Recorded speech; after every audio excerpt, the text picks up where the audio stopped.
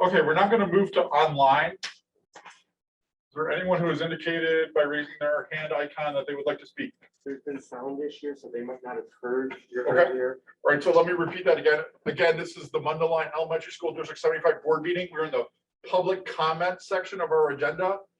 If you're online on Zoom and you'd like to address the board, click the raise hand icon on the bottom of the screen. And when it is your turn to speak, you will be brought into the live session.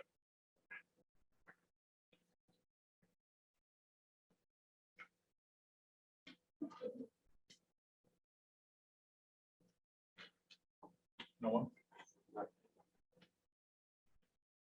Well, yeah, they're doing the Q&A. Let me see if they can. Were we able to see if we fixed the sound problem? Yes, it should be fixed. Okay. No, it's right there. Wait. No. Okay, just one last, we're having some sound problems at the beginning, so just one last time, if anyone's interested in addressing the board, please click the raise hand icon on the bottom of the screen.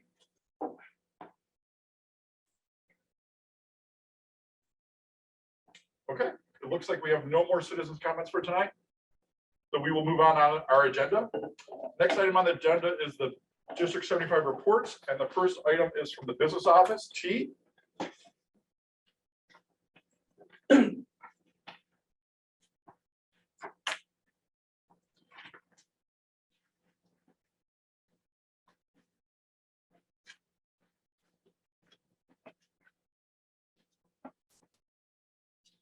PowerPoint.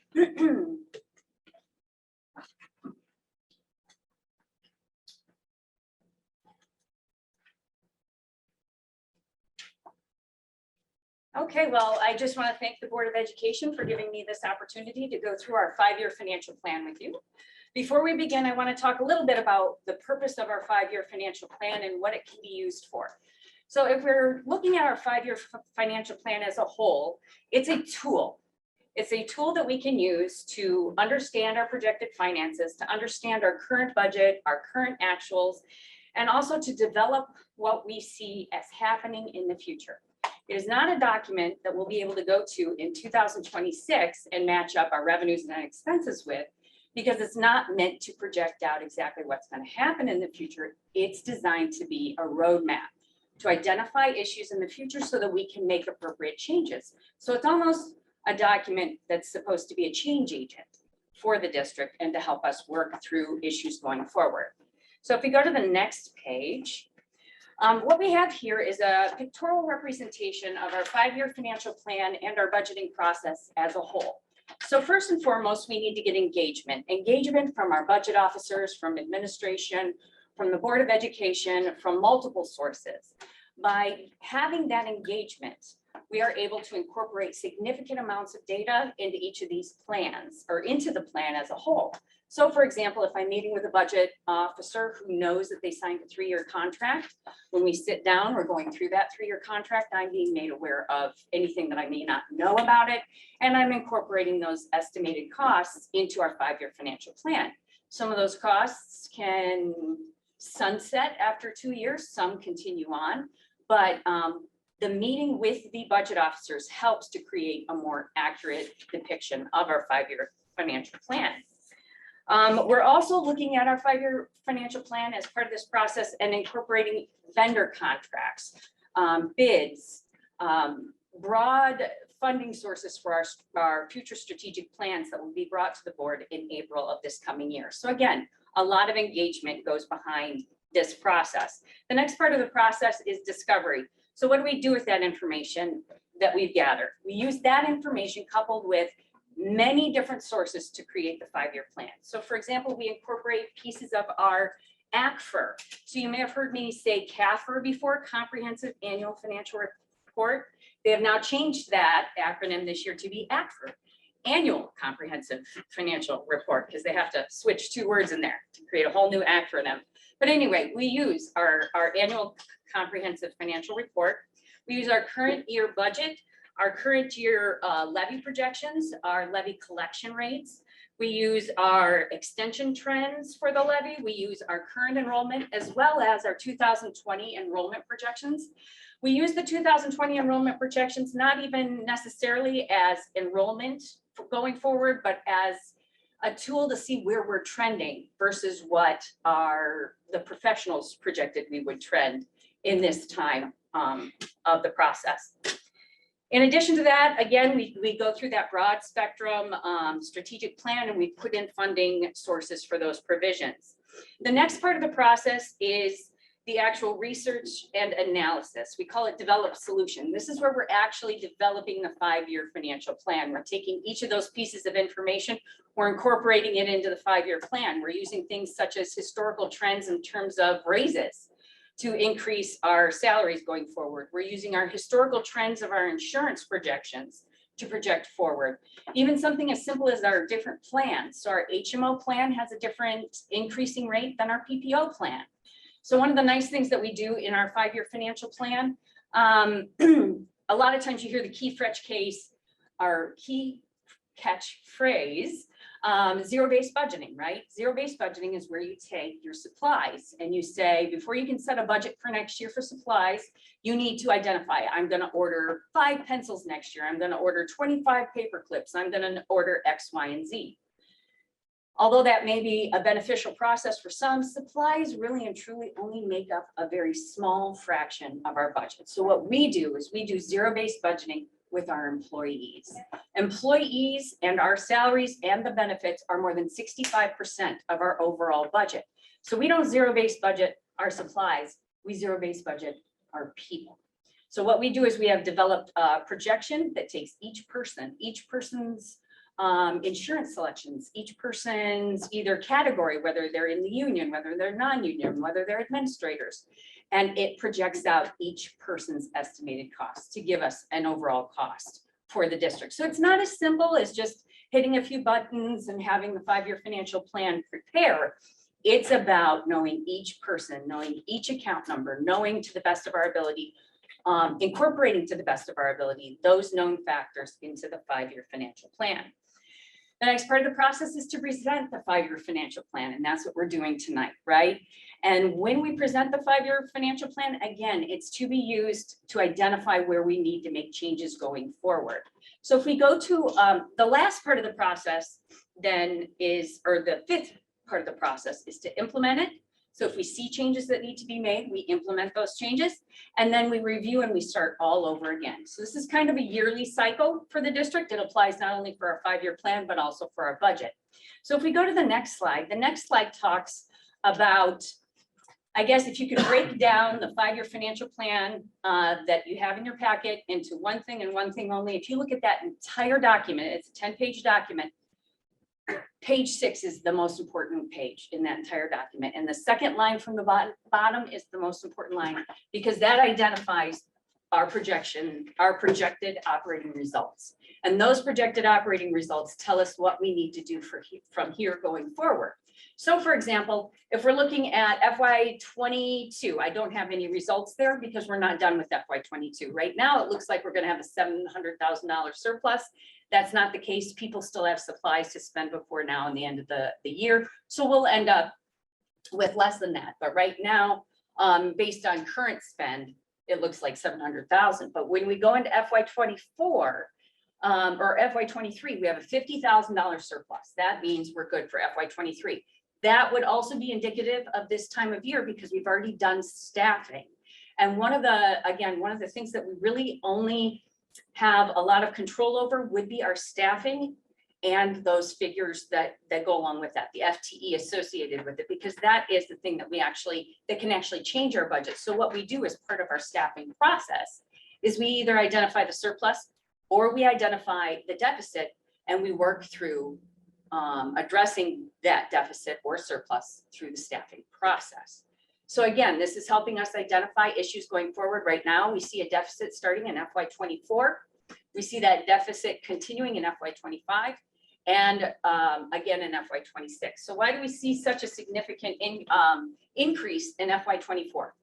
Well, part of that process is the fact that we have lost on average $250,000 of interest income, but that has been as high as $430,000 in the last 3 years. We're down to $10,000 of interest income. That's a significant loss of revenue for this district. So obviously, hopefully going forward, our interest income will pick up, but that's one of the reasons we have a deficit in that first year.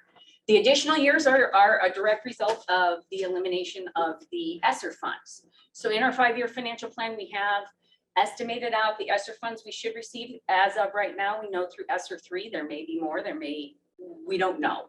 But as of right now, ESSER 3 lasts through FY24, and we have that ending in FY24, and then all of the expenses associated with that stay on the books, because we're assuming at this point that we need to have those expenses. They're just no longer covered with the grant. So that again creates another situation where we have a higher deficit as a result of that. But if we see interest income come in differently, if we see any other factors, they will have an effect on these final figures for the year. If we go to the next page is, I think, a great depiction of that 30,000 foot view. So what we're looking at right now is FY21. This is not FY22. We're using FY21 because it's unaudited final figures. What this does is this shows us, based on revenues and expenses, how our spending or our receipts are distributed. So if we look at our major expenses in FY21, we can see this large purple donut side of the ring. That shows that our salaries and benefits are $15.6 million a year as of FY21. If we go to the revenue side, which is the left-hand donut pie chart, the corresponding large purple identifier in that donut is salaries and benefits. And if you look, $15.6 million.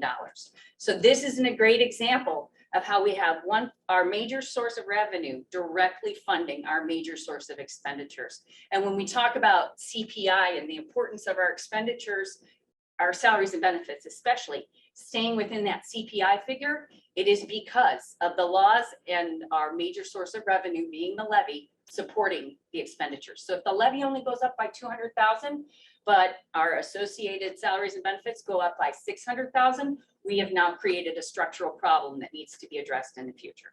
So again, keeping those two, the major source of revenue and the major source of expenditure in line with each other will be key and paramount for this district to maintain its financial stability.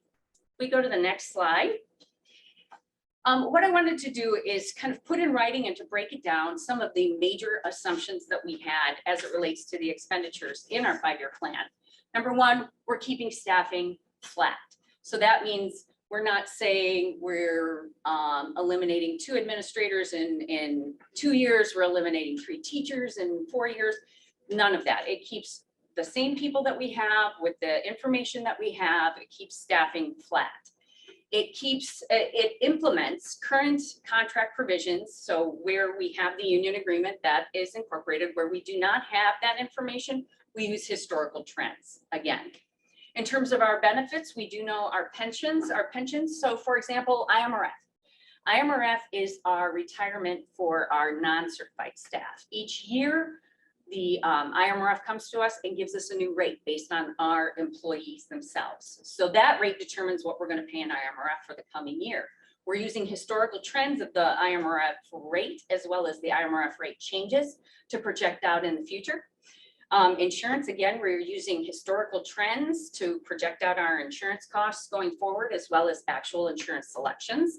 When we're looking at our purchase services, they are impacted by 2 major factors. One would be enrollment. So if we have 2 more special education kids identified for next year for tuition, then we have incorporated that tuition payment into the 5-year financial plan. That's where it would relate to enrollment. Where it relates to CPI would be those things that we know are going to go up by cost of living from year to year.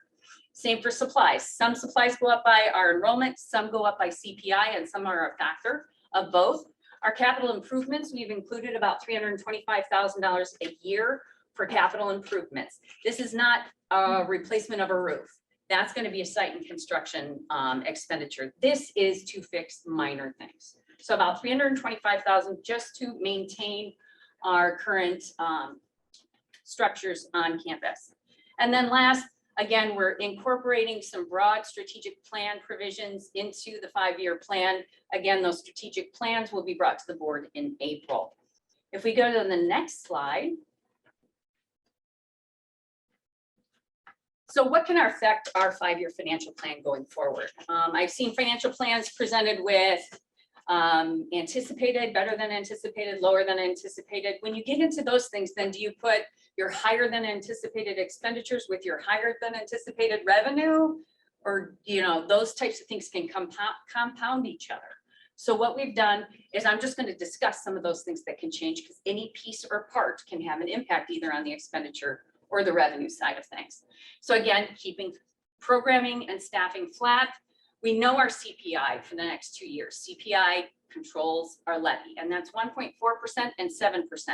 Another common misconception, the 7% CPI was just released in January. So people think, oh, that's the CPI for the coming year, right?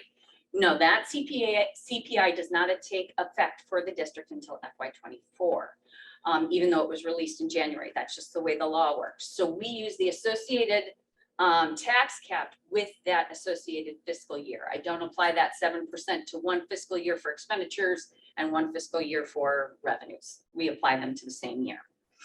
So for going forward, we've used historical trends to base our CPI, and we have assumptions that in FY25, we're estimating CPI to be 1.95 and FY26, 1.98.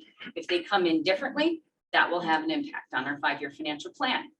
Again, we have kept our interest income flat for the coming years. It's down to $10,000. I don't think you can get much lower than $10,000. We're hoping that that picks up, and if that picks up, that can have a significant impact on the district and those projected deficits going forward. We have flat evidence-based funding. That used to be called general state aid. We have kept it flat, meaning there are no significant increases. The last significant increase we saw as it related to evidence-based funding was when we switched from tier 1 to tier 2 funding. And tier 2 was when the state finally acknowledged that we had a significant low-income population and started to give the district additional revenue to support those programs that are needed. And so that was the last time we saw that. I do not see another significant increase like that coming. It could come, but in the absence of knowledge at this point, we're using the best information we have, which is a $5.5 million flat cap on our evidence-based funding. And lastly, we've talked about it already, capital maintenance, those capital projects just to maintain our buildings of $325,000. If we get to the end of the fiscal year and say, for example, Dave has only spent $100,000 of that. This is why it's so important to monitor our budgets, monitor the year-end projections, so that as we're coming to the end of the year, if say, for example, he hasn't used $100,000 of that, I can go to say a building principal who comes to me and says, I've used all my budget, but I need X, Y, and Z. Then we meet together, we meet with the budget officer, Dave, who would potentially be offering up his leftover budget for that budget officer. It is about creating that culture and that environment that we are all working together, that it's one pot of money, and then at the end of the day, we all need to come together to meet the needs of the students, regardless of the budget. If we go to the next page, there are non-quantifiable impacts for the 5-year financial plan. What does that mean? There are things that we just can't put a dollar value on yet. We don't know if there's going to be a tax freeze. We don't know if there's going to be if it comes in 1 year, if it comes in 2 years. So we haven't factored things like that into the 5-year plan, but those are very real things that could be coming. And that would be, again, we don't know what the state is doing to fix their economic situation. Until we do, that could have an impact on our funding. Changes in legislation, tax freeze. We've discussed the CPI trends going forward. We have the unknown cost of collective bargaining agreements. I've used historical trends, but if they come in greater than or less than what I have projected, it will have an impact on the 5-year financial plan. Pension rate shifts. This was a lot of talk quite a few years ago, but that is still a possibility that could come from the state as they're looking at their financial situation and trying to figure out how to right their ship. And then lastly, any outstanding capital needs we have. Now, we do have a fund balance in our capital projects fund, but once we have run out of that pot of money, that's pretty much it. What we have done in the past is we've used That interest income we talked about, that $300,000 to $450,000 a year, we've used that to fund some of these large construction projects that we have, because that's one of the few revenue sources that can be moved between funds. So in the past, we've set that aside, put it in site and construction. But now with it down to $10,000, there's really not a whole lot of room for saving for capital projects. So once that comes back up, hopefully we'll be able to plan for additional projects in the future. And I believe that is my last slide. Does anyone have any questions? Can I just, for the last comment that you made, you said you were talking about how we have in the past taken some extra money and moved it. One example of that would have been the roofs, right? That we put, didn't we do that where we were able to move some money so that we were able to fund? So I believe the last roof upgrade we did was on, was it Carl Sandburg, I want to And say? then I think the year before that it was Washington. And we use site and construction fund for that, so yes, yep, those would be a great example. If it wasn't covered under health, life, safety funds, it was covered with the money that we had saved. I know that was a benefit that we didn't have to dip into reserves in order to do that, where a lot of times. Yes, and your options are either to dip into reserves or go to your community for a referendum or have some kind of a bond issuance. So that was a great planning and a great opportunity for us to use our reserves. So I, just to make a comment, so I think this is very good. And just based on what our discussions have done about strategic planning, monitoring what we're doing, if we look at this as kind of the foundation of where we're gonna be moving, and we move into April and start talking about the budget and looking at this. And number 6 on your circle right there is again, talking about month monitoring in the, at the end of the year. But we don't have to wait till the end of the year because you give us monthly reports. I did. So we have an ability to start monitoring this every month, looking at where we're at and keeping track of what's happening. And making sure that it fits with what our goals are, what our direction is, and where we're trying to head. So I think this is very good too. And I guess just for clarity's sake, so everybody understands all together, the loss of interest income is because of the lower interest rates. Correct. It's nothing the district did. Right. So. we Yeah. did. And do we see any indication that they're going to start creeping up? I know they mentioned it on the news a lot of times, but you don't know what to trust. Correct. In the last, I want to say it was 2 months ago, I think I had a proposal to tie up, I can't even remember how much money, but it was for $8,000 over 3 years. And we really don't want to tie up our money for that little bit of a return. But until we do, you know, but I stay monitoring that as well as work with PMA themselves to make sure that we try to invest as much as possible. I have a question on the donut pie charts. Okay. I feel like, maybe I'm just missing it, but I feel like the one thing that I don't see on the revenue side is special ed funding. So that is down in, there's some in MCATs. So if you look on the left, it says MCATs is up to the top. There's a portion of that that is state funding for our special education children that require a significant amount of out-of-district tuition, I believe is the best way to say that. So there's a portion of it there and a portion of it in other federal funding. That $800,000 there. Up at the top by COVID funds, there's a portion in there as well. Okay, thank you. I have a question, just to clarify earlier, when you were referring to the ESSER funds, those are the COVID. COVID funds relief that- fund, that- Okay, just. For those that may not be aware, just clarifying and make sure I didn't. I just wanted to add that I really appreciated seeing the funds broken down the way they were.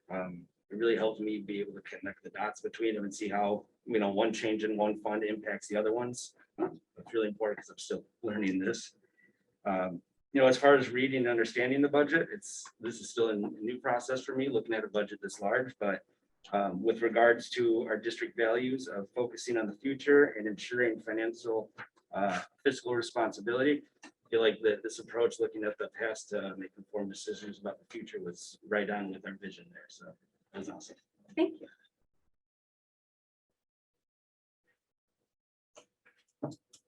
Okay, well, take your 5-year financial plans home, let your grandkids color on them, whatever they need to do, use it to fall asleep. Thank you very much for your time. Thank you, Chief. Chief. Next item on the agenda is the superintendent's office report. Dr. Myers?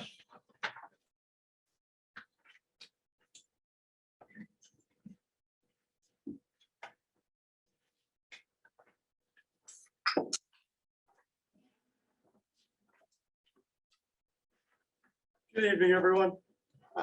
Wanted to take this evening to give an update on the mentors, what we've been viewing, and also discuss going through some of the rationales why we went to max recommended starting today. We're almost fully 2 years into this process, and just as we were going through the data, felt it was important to be able to bring this to you. Next slide. Can I change it? We wanted to take you back through a little bit of the background, not going all the way, but starting with this year. Just the beginning of the year in September, remember, we had students all come back into the buildings for the first time. And what was starting to transpire then was discussion about the Delta variant was starting to take place. What we had as a district was still our COVID protocols in place that we do have outlined on our district website that we're still following and implementing. And then as we went through the year, November was a nodal point for us because we ended up having in November, about mid-month, vaccinations did become available for the age group 5 to 11, which didn't do anything different for our protocols, but we did work with different entities to have places use our sites and make that available to our community as they felt necessary. One of the bigger things that started to happen, we saw in January that the Omicron virus started to come through, the variant of it. And it didn't do anything in regards to what we were looking at for protocols. We kept steady with what we were doing at that time. One of the things that did happen that was coming down, and it happened towards the end of the month, but the protocols actually changed a little bit from the CDC as far as what quarantine timeframes were.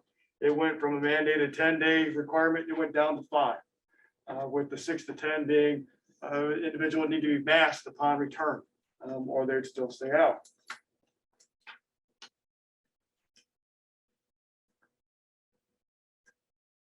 Mid-January is when we really started to see our COVID numbers increase, much like everybody in the county and in the country. For us, what that meant is we were looking at things for guidance. We updated the guidance and practices for our students competing in sports, because one of the things we saw, this was one of the first occurrences where there were more indoor sports, especially for us when we even seen those at 75. And we started seeing more of our students in those activities contracting the virus. So for us, we did have other protocols put in place with having screening put in place for them and doing test to stay, along with the masking that was being asked also at the same time. Then starting in the month of February, the legal cases started to come forward. And for us, we tried to do our best with communicating out with our families with where we were, as far as the district was standing with that.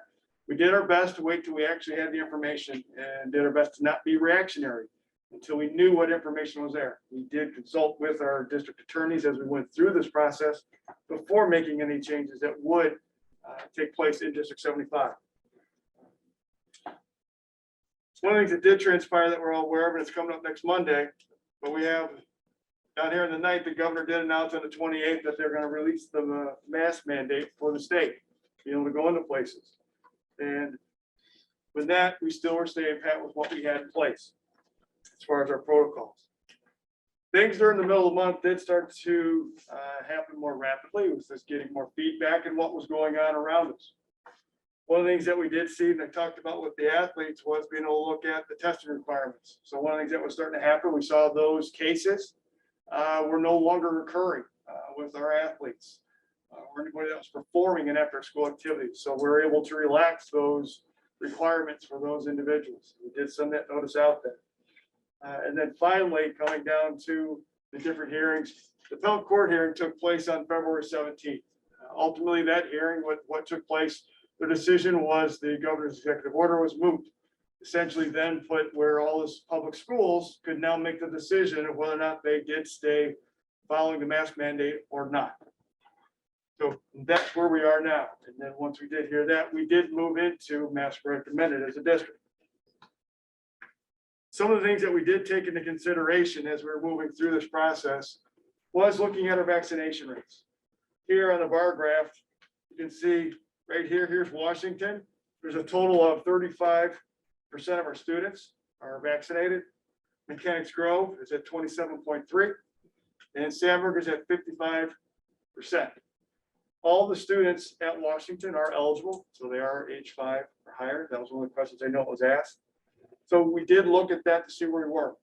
The average in Lake County for students ages 5 to 11 is 41% with being fully vaccinated. Fully vaccinated means they've also had the booster if eligible.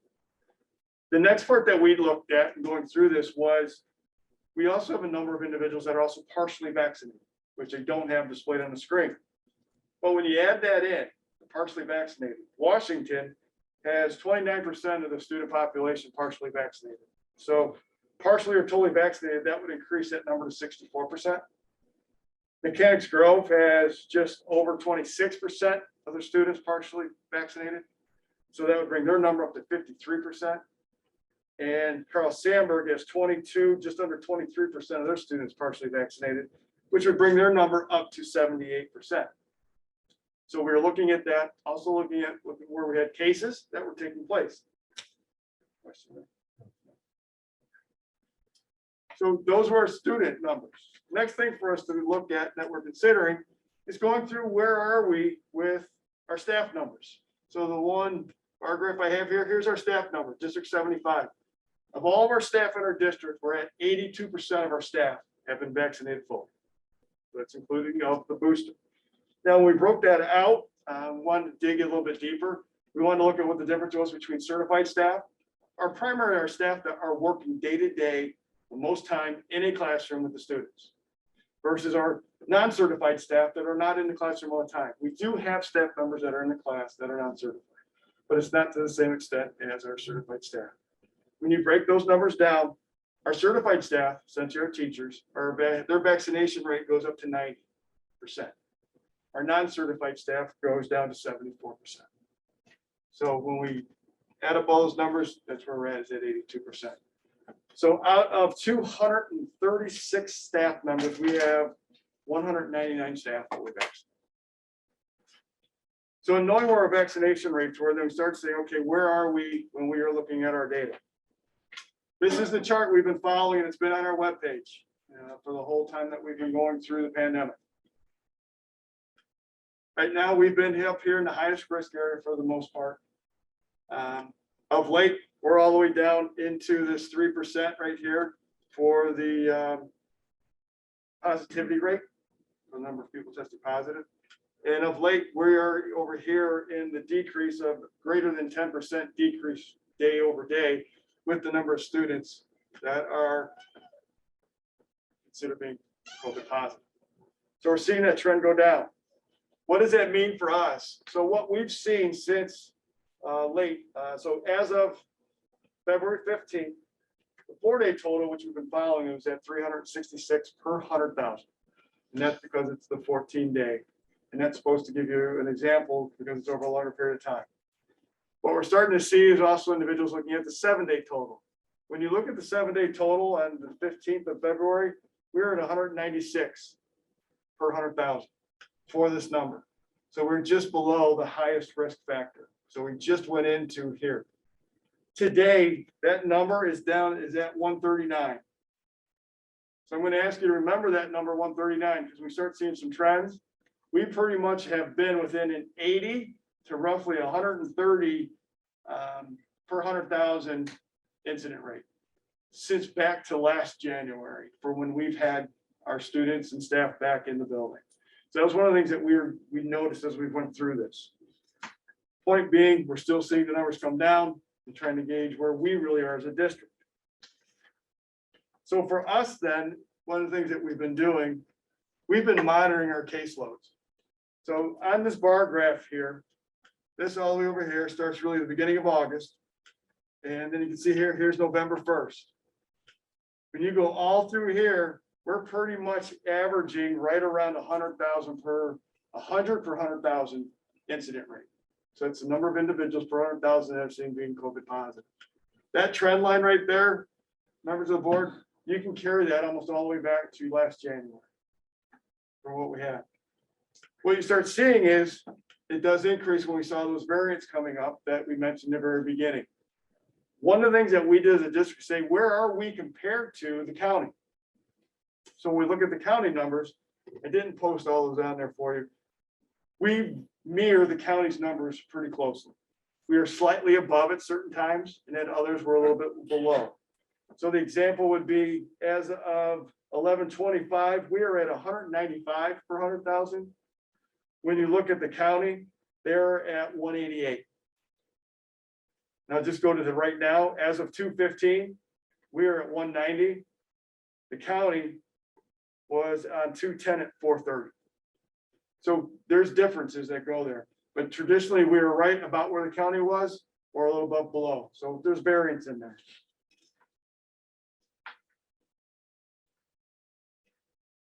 The next slide shows the positivity. So that's the number of tests coming back being positive for individuals. It's closer to what, see the trend line, not quite as much, but the bumps you can see are similar. What we want to look at is, because we're only looking at our zip code for both of these trend lines for us. This trend line for us with the county, we looked at 8 different specific data points from November through now, and we split between the counties. So we're higher on 4 days. They were higher on than us on 4 days. Bottom line is, we're trending close to the county, and at times lower. So when taking that into account, it gives us a pretty good feed of where we are for our zip code. So knowing that, trying to keep bringing it down more and more closer to where we are in our buildings, we wanted to look at where our numbers were actually for caseloads in our buildings. So the blue line is Washington, the red's Mechanics Grove, the yellow is Carl Sandburg.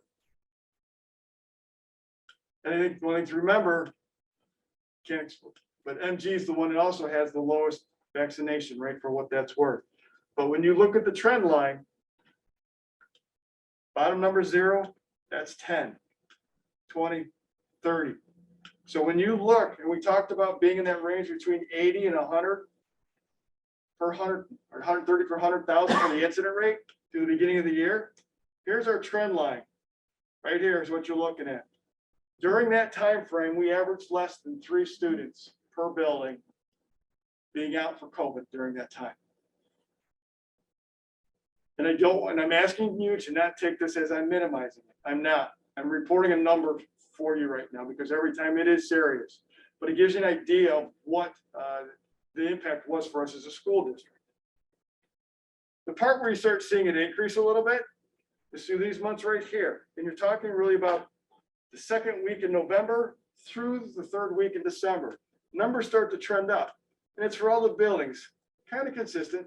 Even then, you're starting to see the average, it's between 3 and up to the one time where we did hit 10, but it's typically between 3 and 5. So our trend line during that time, when we started seeing the variant come in and start having a bigger impact, we started to go up to 3 to 5 students per building. It wasn't until the Omicron variant hit where we started to see the spike, where all of a sudden it just went straight up for everybody. And that was consistent, not just for us as a school district, but for our county. And then just as it went up, it's been coming down at a pretty same clip as well. So to give some perspective of where we are now and just how things have started to calm down, the week ending in 2/4, the first week in February, we had 21 students out in the district for COVID. The week ending in 2/11, we had a total of 5 out. So that gives you an idea of where we were for our student numbers. So then we want to see where we were with our staff numbers. So the difference here really is if you're going up by 2s, 2, 4, 6, 8. So a lot less, just even out right off the start. When you look at that bottom trend line, when we said we averaged between 80 and 130 for an incident rate, staffing wise, we pretty much stayed at 1 or less adult out in the district, or per building, I should say. Then Once you get into this time frame, now you jump up to where you're seeing a little bit closer to 2. And then again, spike, where we know and we've went through and experienced that. So in the 7 weeks out of the 24 for this school year, we've been in school for 24 weeks. Right now, we've had 2 staff out or more, 7 out of those 24 weeks. So basically, just a little less than 1/3 of the time we've been in school. So for us, we're trying to look at this saying, can we make the move? Are we ready to make the move? Did we look at our mitigations, seeing where we were with numbers? We felt confident in being able to make the shift to going to mask recommended for starting today. So one of the things that we were looking at in our response was, because we had the ability to talk through and make our own decision. And I say talk through in the sense, and this is something I asked the board to do also, because this was something that came through beginning when COVID struck. The board at the time said, based on the pandemic, that it was okay for the board president and me to talk, and we could be able to go ahead and make a decision. I think as you're going through the art of school boarding, and definitely have new board members, I think now when we have that school boarding section, let's have that conversation with what we want to be able to do going forward. So we, hopefully we're not in another similar situation, but when we are, we can be prepared. That's the background of why we went into being able to go mask recommended today. So for today, what do we have? Today across the buildings, at least not including Lincoln, staff, we had almost 100% of staff wearing their masks today as we went through the buildings. I was walking around buildings, principals were walking around the buildings, just checking in, seeing how everyone's doing. We went around, and this is the best estimate we can give you. So it's about walking through hallways, it's about sticking your head in doorways to get an idea about, if you had to guess, your best guesstimate, kind of like T's 5-year budget. This would be the 3-4 year segment, because it didn't go and do head counts, okay? But at Sandburg, going through there, talking with Mr. Pilot, they estimated it was probably close to 95% of their students were wearing masks today. At MG, she estimated between 90 and 92% of their students were wearing their masks today. At Washington, it was lower. It was between 65 and 70%. And one of the things that we did in noticing that, we found there were some communications about making sure kids were aware that they didn't need to wear their mask or didn't have to. Principal Drake was reaching back out to make sure our community was aware that their children can wear their mask when they're coming to school, so that there isn't conversations going outside with what you can and can't do. So people are making up their own decisions, I guess would be the best way to be able to put that. So we'll look to continue to monitor that. On the health side, working with our nursing team, Jamie's been working with our nursing team to make sure how we're monitoring our students that are coming down to our nurses and may have COVID symptoms. So if they do need to go out, and we're going to keep tracking that number, so that if we do see something happening, we can respond. I think the things that we keep in place with why we're looking at being able to do this, I think we've shown the mitigations that we do have in place are still effective, meaning we still have our cleaning team with what they're doing with the classrooms. The staff are gone. We still will utilize the UV light that we had purchased last year. So if there is a case or somebody, a student or staff need to come out of the room, we're able to actually use that light to go in the room to help with cleaning that room. We still have the spacing that's going to take place in our lunchrooms, so that students when they're eating are being able to be spaced further apart. And we're going to be conscious in the classrooms, and their staff are going to do the best they can with working with our students, because this is a transitional time for a lot of us right now, and certainly understand that.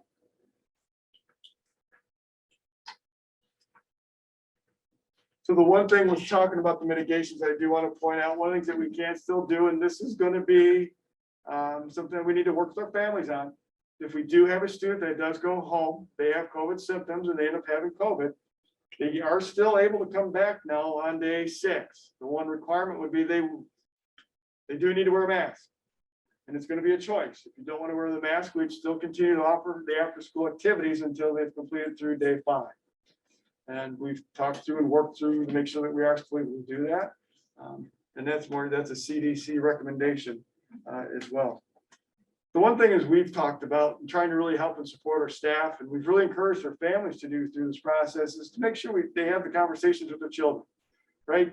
So they know what their options are and what they, as their parents or guardians, want their children to do when they go to school. Because what we're really asking too is, we don't need to, or we don't want our staff to be the ones that are enforcing what should or shouldn't be done with this child wearing a mask, especially during this time. So we are asking our parents to make sure there's have those conversations. And our staff at every building, they're going through, I'd say mini lessons to work with our staff, with each other and with our kids about being respectful for the decisions each of us make. And making sure that if I choose to wear a mask and you don't, that's perfectly fine.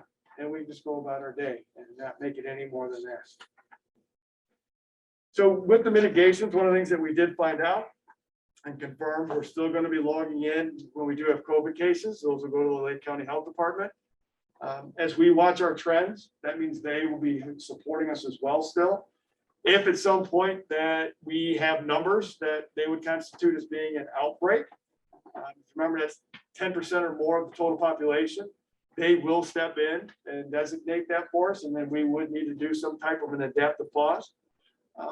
We don't need them to do that for the outbreak. We can actually do that ourselves. So much like we've done up to this point, if we've identified a class that may need to take a pause so that we can make sure we've got everything secured as far as the room and identifying everybody, we can also make that choice on our own so that we're able to take those proactive measures before the Lake County Health Department needs to get involved as well.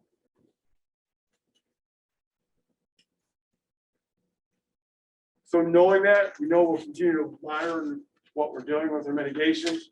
We've got that where we're still submitting it weekly. We've updated our webpage. Shane's still monitoring the staffing piece. Jamie's working with the nurses to make sure we get all of our student data entered. And we'll continue to work with our principals to continue to maintain the environments that we have. So that's your update on that part. Questions? Or comments? If the board would like to Sure. talk about this, please feel free.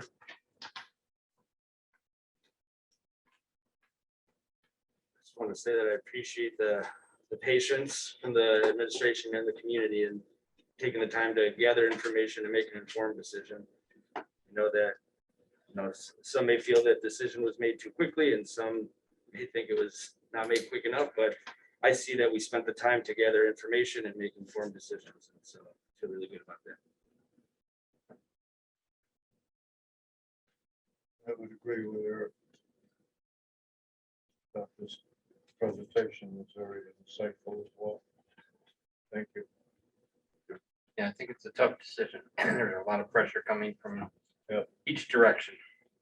Doesn't matter whether pro-mask or anti-mask or make a choice mask. It's not an easy decision, and having the data helps. And I think we've done a great job over the months and years that trying to keep things safe for our kids and our staff. So, has there been any trouble on the buses with kids keeping their masks on? They have a process in place. So if we do have individuals that did not get on the bus, we have them sit in the front. And then they're off the bus first. But no, we've not had anything where I'd say there's trouble.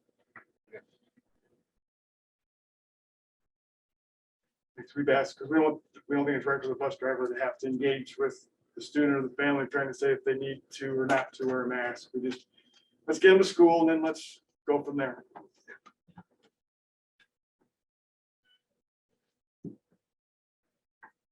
Anyone else?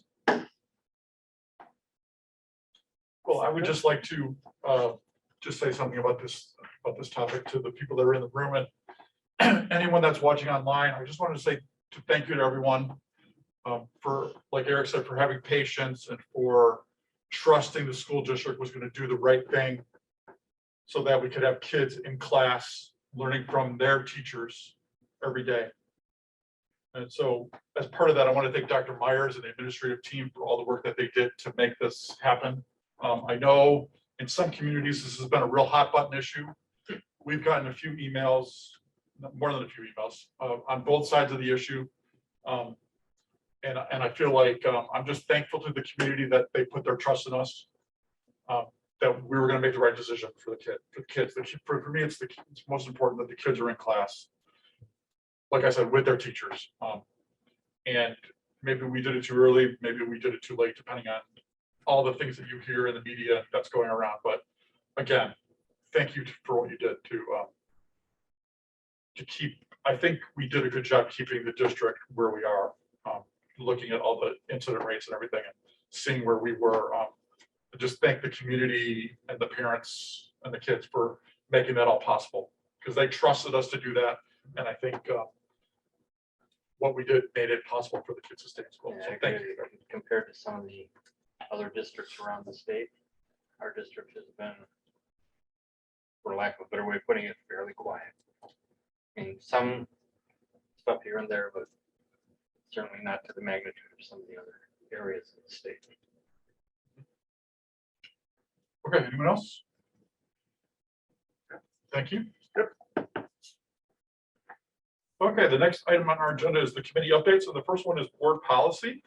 And Lisa's going to take us through our section 200 of our board policies.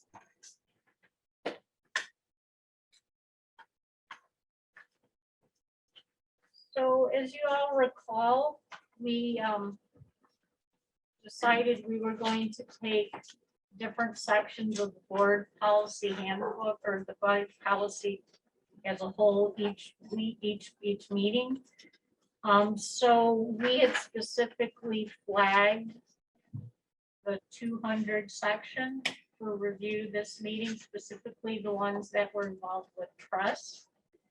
And this should be a group discussion too, because I think we all have been involved and all, are working to learn from that.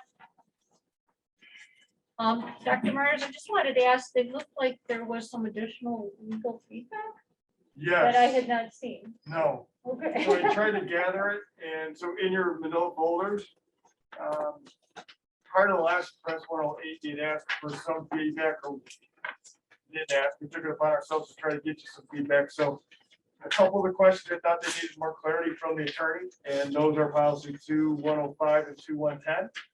And then you've got additional feedback from Sarah T. and we're able to go through. So I just figured as you went through each one that you brought up, if we have it in there, I can highlight it for you. Okay, so is this one looks like it opens other section. Is that what he's talking about? Yeah, but that one does, but you also have, we reference policy 460 for purchasing. Oh. And the policy 200 at the moment.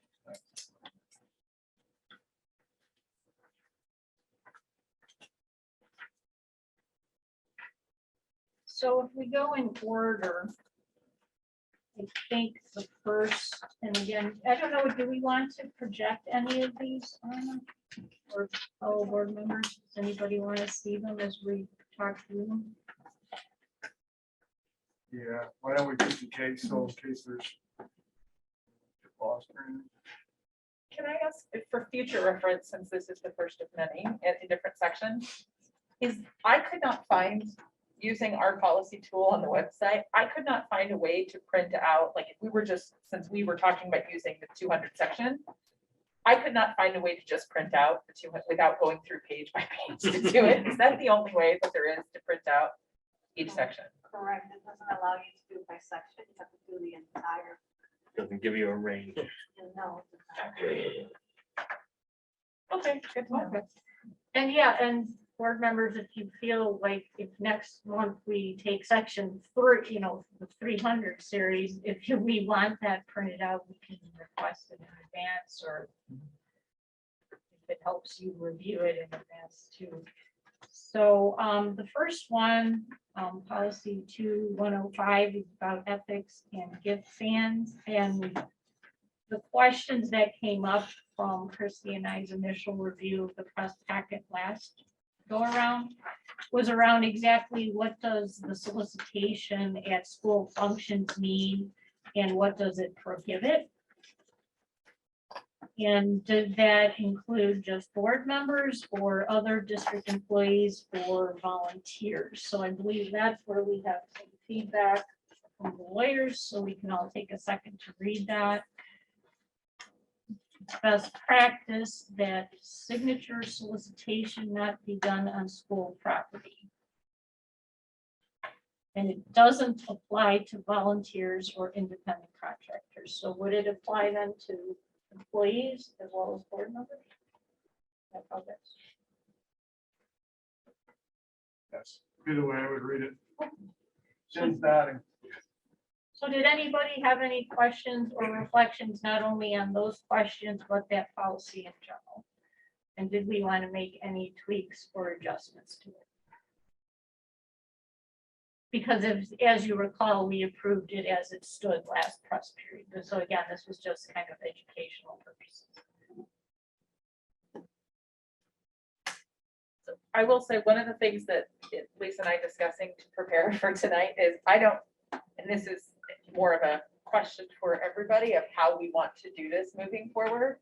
On the one hand, I mean, there's a lot of information in the whole section too, because it's a long section, but we felt that it was probably a good one to start with, since it starts with the board. And since that's kind of where we were starting, we felt that was good, but I guess how do we want to do this going forward? Yeah. I'm wondering if we may want to, in the spirit of figuring out how we want to do it, and then maybe doing it correctly, or however we decide as a group to do that, maybe we do a redo and start next month with this, because I think it would be helpful to have the sequentially. full print, of whichever, and maybe we divide it up, maybe we don't do the whole section 2, maybe we divide it in the first half of section 2, second half of section 2 the next month, and have us kind of like we had homework with our board book, have us make sure that we're looking through that. Not so that we all have homework, but so that we can all, it's an opportunity for us to read through and refresh, either read through it the first time if we haven't read them before, or to refresh our memory on what that is, because it likely, as we each read it, we might all pick something out that, oh, I didn't realize that was in there. Great, let's refresh our, Yeah, I think renew our- we were struggling with how do we do this without overwhelming everybody? And since we had press 108 as a basis, so again, that was kind of, Right. do we do it ad hoc, like we are sort of thinking we do it tonight, or do you want to just go complete section? because this is sort of a new thing that we're doing, so we all have the opportunity to kind of talk about how we want to do this. I looked at it as, I think the primary purpose behind us wanting to do this and make this part of our meeting on a going forward basis is to make it educational, but also have us all like remind ourselves what's in the policies. So, but I certainly don't, I mean, I don't want any of us to have a whole bunch of extra work, and we could rotate it around and have one board member essentially teach the rest of us about it, but that also seems like adding a lot of work, even if we rotate it around. That's adding work to all of us to do and create a PowerPoint to do it. We certainly can, but I'm wondering if it makes more sense, kind of like the homework we did, was to, assign certain sections and have everyone read them, and at this meeting in the future, find out if anyone has any proposed changes, so that the next time we have it, because we do the press revisions at least quarterly. That doesn't mean we can certainly put it on an agenda outside of that quarterly to make modifications, or we can just keep notes. That way, the next time we go through, we would note that we want to make the changes with our own district edits. That's one of the options. So I don't know if anyone had, I'm certainly not trying to step on this toes. I know we were talking about, is this what we're doing, or is this, I don't really Yeah, we had. know. So I wanted to open it up to everybody to find out if somebody had any better ideas of how you want to do this, so that we're not. So what I had originally envisioned we teed up was 1, 2, 3, 4 policies, 5. The ones that were highlighted before. So I think what you're saying, Christie, if you're just taking like a small chunk of it, like 3 or 4. I don't know if that's really burdensome. And some of them are We super keep tiny. moving forward. Right. Some of them are super tiny, so, Yeah. you know, that's why I wonder if maybe I'll just, at my office, just print the whole darn thing out. That way it'll help us to know this is what we're assigning and this is what we're looking at. Yeah. So that we can see, because again, in reviewing them, some of them are like 4 lines and that's the whole policy. Right. Some of them are 4 pages. So, Versus trying to build on the familiarity of what we had read from Press 108, which again is a little more selective and ad hoc. So I guess it was, because I think, I feel like it's helpful for all of us to read even the ones that were not in the press policy because they didn't need to be updated or looked at. And that's the whole point, is for us to figure out as a current board, if there are any edits or changes since Yeah. they have been implemented or changed at some point. So I'm wondering if perhaps we should figure out how we want to do it and then I think we start with that.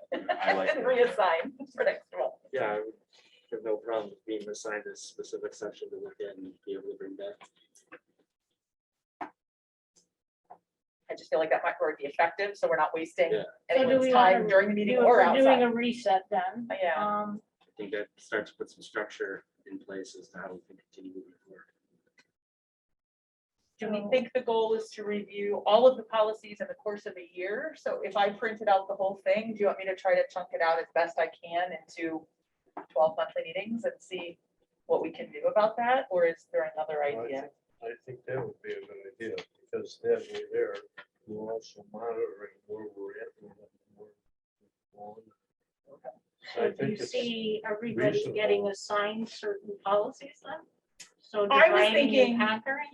We could do that. I was thinking I was thinking in terms of, since I have a daughter studying for her bar mitzvah, you know, where you take the whole section and we do triennial 3 times a year and doing it. So I was thinking in terms of by the end of the year, we have, you know, we've read the whole Torah once. That's how we do it at my synagogue. So that's kind of how I was thinking in terms of the whole policy. We could divide it into 12 sections and know, okay, by the time we get to the end of the year, we will have covered the policy manual.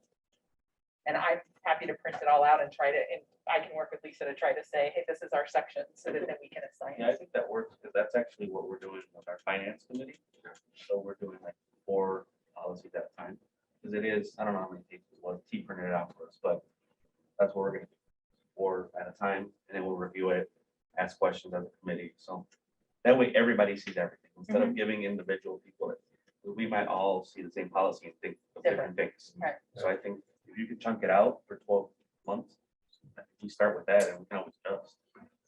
Yeah, because you know, we really didn't set any parameters. That's Right. rather than. Well, these are all great ideas, so that's why we need to hone our attention. And That's all we see. Well, we did, we said we didn't look at target. Yeah. well, and that was the whole press policy, and I'm like, well, we already did that. So that's what brought me to go, is that what we're doing? Now I said, maybe I misunderstood. She goes, Right. maybe I misunderstood. I said, I think this is indicative of the fact we need to bring it to a bigger group and figure out how we want to do this. But so then how do you want to work? Like you said, like, just for an example, the onboarding, the new board member onboarding, that policy needs a lot of work. So how do we accomplish that efficiently? So say next meeting, we're gonna say, let's take all of section 2. Who's going to be, how are we gonna make those amendments and drafts? Correct. And So this is what because like, our entire policy, there's 8 sections. So if I were to print out 500 pages or however many it is, I haven't even looked. So, but I have lots of copy pages at my office that I'll just, and I'm the one that pays the bill, so it's okay. well, we can have, No, but my point is that it's not like I'm using my boss's copier. It was a joke. Don't worry. But it's mine. So I can print out the whole thing because that'll give me a better idea which ones are the really skinny, small policies that may not need as much work. So we can make sure we're not chunking in one meeting's worth of section.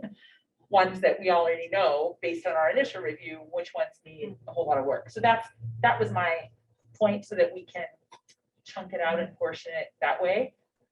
And then I would envision that as we're going through, I mean, we can certainly talk about any number of them that you want to tonight from the, No, we when don't we have to. started? I'm just No, I trying to feel know like how- we should. Okay. yeah, Because you because we prepared got it. it, yeah. Well, I didn't really, it was just what we had prepared for last time that we never got. to, Well- so. We should talk about that. I think that, I mean, we could get some out of the way having to do with some of the answers, like on the recording secretary and secretary. Some of those were questions that, Yeah, and like that was very nice that you took the initiative to get the feedback on it, but how do you want to see that in the future, you know? Should be timely. well, so what I think we should, what I was So thinking. how are we all gonna work together so that at a certain point, we say, hey, we have a clean section 3. Mhm. And we want these changes, and we need input on this, and we need. So once we figure out what, if we're trying to do all 8 sections over the course of a year, and once we have 12 relatively even chunks, let's say, and we've assigned next month as chunk 1, whatever that is, I feel like all of us should review chunk 1 and make notes to discuss at the next meeting. Hey, I think this section all looks beautiful and wonderful, and, you know, just wanted to point this out, make sure everyone saw it, but I don't think any changes are needed. Or, hey, I kind of wonder if we might consider changing this. Then I think Lisa and I, as the policy committee, would make notes of that. We wouldn't necessarily act on any of that because it wouldn't be specifically on the agenda to make that edit at that meeting. But it would allow us to keep sort of a running, Yeah, and then like we List. did with the last class, we met with you, to say, here's where we're not sure. and Or then we got the questions. Feedback, and it all came back together for that. meeting, Yep. And it worked well. and it might be that we don't actually make the changes until we're implementing each of the press policies on the Right. quarterly, because we're already editing and doing it there and it's on the agenda, and we can say, hey, from our last meeting, we brought this up, we're gonna do this. Because I would think we're allowed to make edits, even if they're not specifically the ones at that time, because it's on the agenda to make edits, we talk about it and then do it, if that's something we need. And I don't think any of us are here to say that the entire thing needs to be edited or revised. I'm hoping a lot of them are gonna be, great, I'm happy to have that information, moving on to the next item. Some of them may need some revision, and we'll work on those and do that, but then that will help divide up some of the work for the collective, you know, for Lisa and I on the policy committee, so that we're not the only ones reading them. But that way everyone's being educated on them, having some input in it, and their input may need, it's good, I don't need any clarification. Great. I mean, that was just my, gut, you know, going through it, but wanted to, at this time on the meeting, be able to ask and talk about it so that we can plan for going forward, so. The suggestion I make, we have that paper copy of the policies and it's a reminder. So we can just make, does everybody want a board policy binder with all of them? We'll just copy all of it, because then you've got, you'll have the paper copy and you just keep bringing it. As long as there's a date on it, like as of, you know, maybe this is the 2022 copy, so that we know as we make future edits that we may need to replace that binder every year, which I know is horrible for the general recycle. But maybe in the future, we would just then print, you know, say, okay, here's the sections. But that may be, as we're starting this initial review in this new topic and how we're doing this, that might make sense. Maybe, you know, like the index page for each section, we've made changes on that, we could just list on there, that's the policy, the date change. Right. So, okay. And if you, But if you do, I'm sorry. No. If you do that, even if we get like a master copy and make those changes on the, and then we can, on our copies, just scratch out the name, change it, and keep our own binder up to date. you could, the master copy is technically the one that's on the website, so any of us could look at that at any point. But Right. if you could make, if you could have the 7 binders made, that maybe start Yeah. with Lisa and I looking through it and chunking it, because then maybe we can put in the, once we decide what the chunks are, we can put in those dividers before we distribute them to everybody. Okay. Because you might do more than just, you might split the sections up more or less. We're right, because there's 8 sections and I'm gonna look at it and try to, that was my point of having one printed copy, was to be able to kind of evenly chunk it rather than, hey, this month we're doing this money and next month it's this, so that we can try to have a plan, and we may tweak that, maybe next time we go, wait, this is a whole lot more than I was thinking, but if at least if I can do that as initial, it'll help. Okay. Split that up, and then we can distribute them to the members, So like 2 copies, one for you, one for Lisa. and then we will duplicate And that then you can tell after us I do what that. you want. Okay, that seems to make sense. When do you want that by? Well, I see you twice a week. Whatever. Let's pick a time. You pick it, whatever's convenient. It does not have to be by tomorrow by any means. Thursday. Whatever you think is appropriate, and I don't live far away. I can come pick it up. It's, you just let me know when it's ready and I'll come get it. No problem. Thank you. So Lisa, what do you got for us? I don't know anymore. I think it's section 2, I believe. Seriously, do we want to keep going? I think the bottom line is if when you all get your binders and you look at it, or you look at your computers and pull up section 2.110. Yeah, why don't we just have a cleaner methodology rather than trying to pick off some. Well, I think just to hit the highlights so that maybe we don't need, since the question has already been addressed to the attorneys and answered, that perhaps it doesn't need a whole lot of review by everybody because we can answer it. So 2.110 has the policy that talks about different duties of various officers.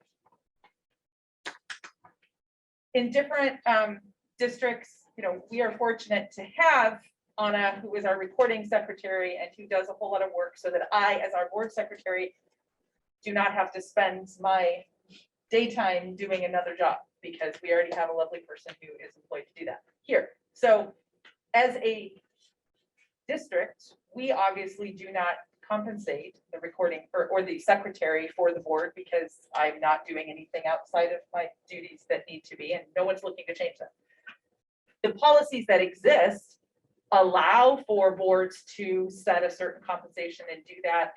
And in the initial review that we were going through for the press policy, we were reading some of the different secretary or duties of the secretary and recording secretary and seeing that some of them don't quite align with what is actually happening with what I'm doing, for example, or Anna is doing. And we were wondering, do we need to make edits and make this match what the actual actions are? And that was the question that in passing, in discussing all the other press policy stuff we raised, and the superintendent had that looked at. So the answer is in our packet today that says they don't think that the attorney does not think that any further clarification between recording secretary or the secretary language in the policy, because the board member should hold the position. And then we would both designate, we're both designated as recording secretaries and we have that worked out. The respective job descriptions already set forth what's going on, whether or not it's exactly what we're doing now, because if she's not doing it, I'm doing it, or vice versa, it's getting done. And then, they commented further that the board secretary can receive permissible compensation up to the maximum allowed that's in there, but only if the board sets that at least 180 days before the term begins. So clearly I'm in the middle of my term as secretary. We're not changing anything. No one's looking to change it. No one's looking to compensate me. I'm not asking for that. And even if we wanted to, we couldn't do it until 180 days before the next term would be up. And so that was just what she is pointing out. We're not required to provide a reason or justification, but if we want to, we can for transparency purposes.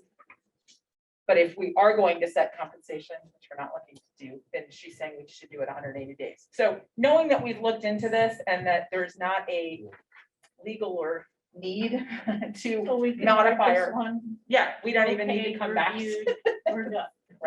That doesn't mean everyone shouldn't read it and let us know if you have any other things. But since we've already looked into that, we can kind of check. This was on the Word document that I had provided, or the Google, whatever Google version of Word is, document that I had provided from the press policy since when I said, here's the press 108 stuff. And then for future reference, we'll look at this other stuff. This was one of those future other stuff. So now we've kind of discussed that at a high level. when you do get your big binder and it has that section, know that it's already been addressed and we don't need to make edits. Yeah. If that's okay. Okay. So this is sort of the process, but I guess we're trying to articulate, it's just, we're We're figuring out the scope of how we're going to do this moving forward. I think this is productive, So we but read it, you guys read it, we got feedback, we're okaying it, it's done. We'll just have a little different order. so once we figure out the chunking of the binder, we will put then index pages or something to indicate the plan, so that honestly, if someone, is super bored one day and they know they're gonna be really busy the next month, you can read ahead, because we're gonna already have it worked out. And feel free, and do it that way, so that at least we'll have that worked out. And then you can always email Lisa or myself, for the policy committee, if you have something, or if you're not gonna be at a meeting, you wanna make sure this gets brought up or whatever. And that will help make us all knowledgeable of policies, clean them up, and hopefully make our policy committee, whether it's Lisa and I or anybody else in the future, the job a lot easier when we get down to it, because it's not a matter of Right. starting from scratch, which I think accomplishes a bunch of goals, and that's what we're Yeah. trying to. Good. So do we want to take on another one? Because there's 20 powers and duties of the Board of Education indemnification, and then there's some clarifying notes on that as well. I think those were your notes, so feel free to. Okay. All right. So my question was, how do we define a major expenditure? And is there a dollar threshold associated with that? So if we look at our feedback notes,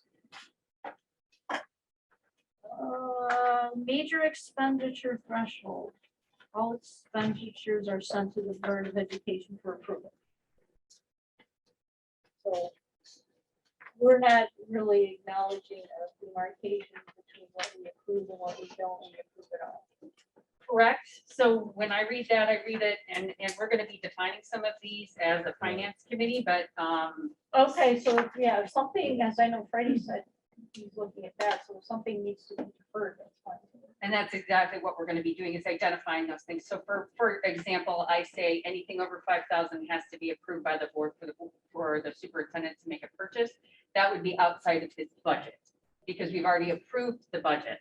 So that's how I read it, and so we're gonna be discussing all of that at the finance committee level, just to be sure we're all on the same page. Can I bring up something sort of that goes along with that I was unhappy about within the last year? And that, the justification for is, well, that was in the budget, I just went ahead and spent money. So when we switched the teachers' laptops away from Mac to PC, I felt like that was a decision that we should have come to the board, because that's sort of like a overall policy kind of thing. Like we've done that before when we looked at buying Chromebooks for everybody, right? It came to the board. I just felt like that was something that's just sort of like slipped through, made a huge change to every teacher in the district, where with Chromebooks, like we usually try to do like a cycle. So we're not buying laptop for everybody at one time. I just thought that was one of those decisions that maybe should have come to the board ahead of time before we went ahead and did that. So I don't know how that fits in with the finance committee, but that was something that I was, like I said, I wasn't happy about that happened. So I don't know where we draw the line of that exactly. But I mean, that was, I don't remember how much it was. It was a significant amount of money though. Yeah, that was, I think, right when I came, they were making that switch, if I remember correctly, because that was under, I want to say Annie Hendrickson, they switched No, from. this is just within the last year or two. Yeah, from 2 years ago. Okay. So I don't know where, like I said, I don't know where the line is exactly, but Well, So and that's you're kind of- saying it's more, yeah. not the money aspect, it's more we're overhauling yeah, it's, a different system, right? We're right, going away exactly, from that yeah, it's a huge difference. And like I said, and we've done it before when we did Chromebooks, we went 1-to-1 and everything, and and the Promethean boards and the, that was all stuff that came to the board. This did not. So, computers is one of the reasons I joined the school board. Because I was doing computer stuff in the district before I joined the board as a volunteer kind of thing. So it was just something sort of near and dear to my heart that sort of like broke my heart when it happened. And that But I kind of think one maybe of the things that you have to consider in it, and I'm not familiar with what you're talking about, because that's pretty neat. But if the board approved the budget, and that was in the budget, then you in essence have given them the authority to make the purchase. Yeah, that's talking about the money though. I'm talking about the Yeah, that's other what- ramifications. That's of- why I asked. So it's less about the money, the expense is there and it's covered, right? But he's talking about more the technology aspect of it. Yeah, just like when they would bring, we approved the math or science. Just in Curriculum. the fall. Yeah. I mean, that was a change, that a philosophical change that we made. We went away from this product we were using. We went to this new product and we spent a lot of money on it. It's the same kind of thing. That's what I'm talking about, same kind of thing. And it's not to say that, and I feel like that happened right as we started and I didn't know what was going on yet. But I don't know that it's to say that you necessarily would have been opposed to it. You just wanted to be more Mhm. part of the decision so that Yeah. it wasn't a surprise once you were Right. reviewing the documents and go. Right, "Well, and what's I that?" asked the question, and I was Right. like, oh, first I heard about it. Well, and sometimes when we're, just to bring that out, when we're looking at the budgets and approving it, sometimes it's at a high level, so we don't know and that's part of where some of the questions come up. Yeah. When we're looking at some of that going, what's projection, what's included in this, where do I find this? Because I don't know all the subcategories and all the categories. Because when we're approving it sort of high level. Yeah. But and I'm not Right. saying that we need to be involved in all of it's just a matter of when we're making a big Which change, bigger, that's yeah, not yeah. necessarily big money, but big sort of philosophical changes on what we're doing. Gotcha.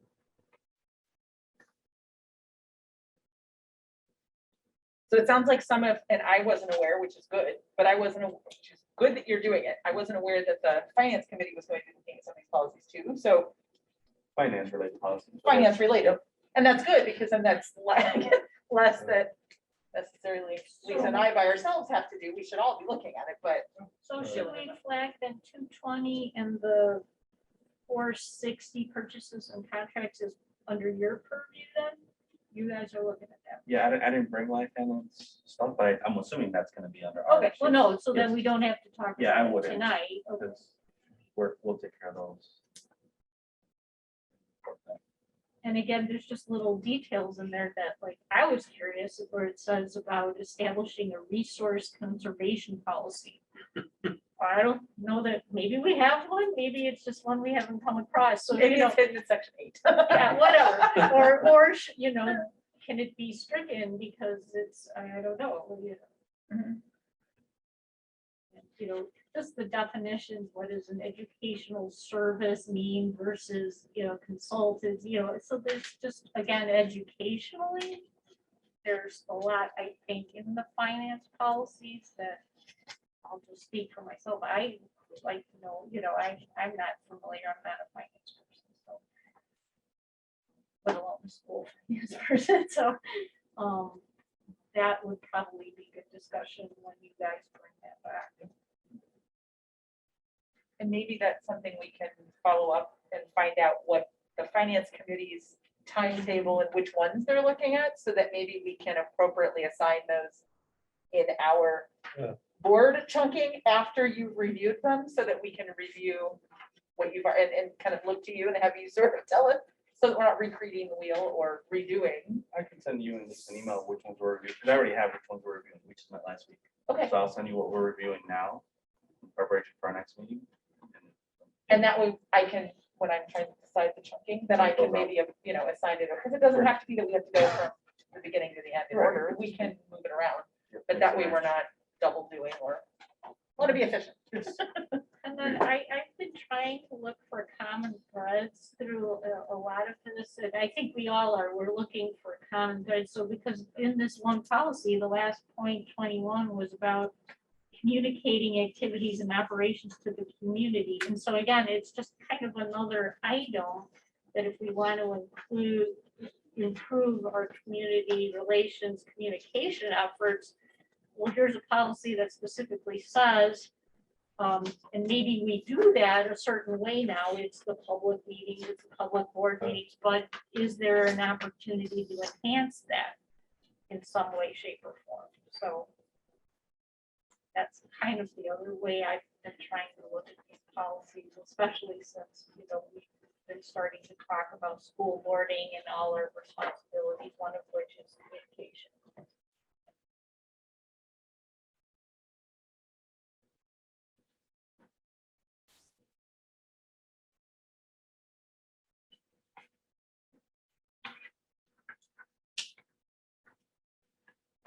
So Dr. Myers also kindly included 220.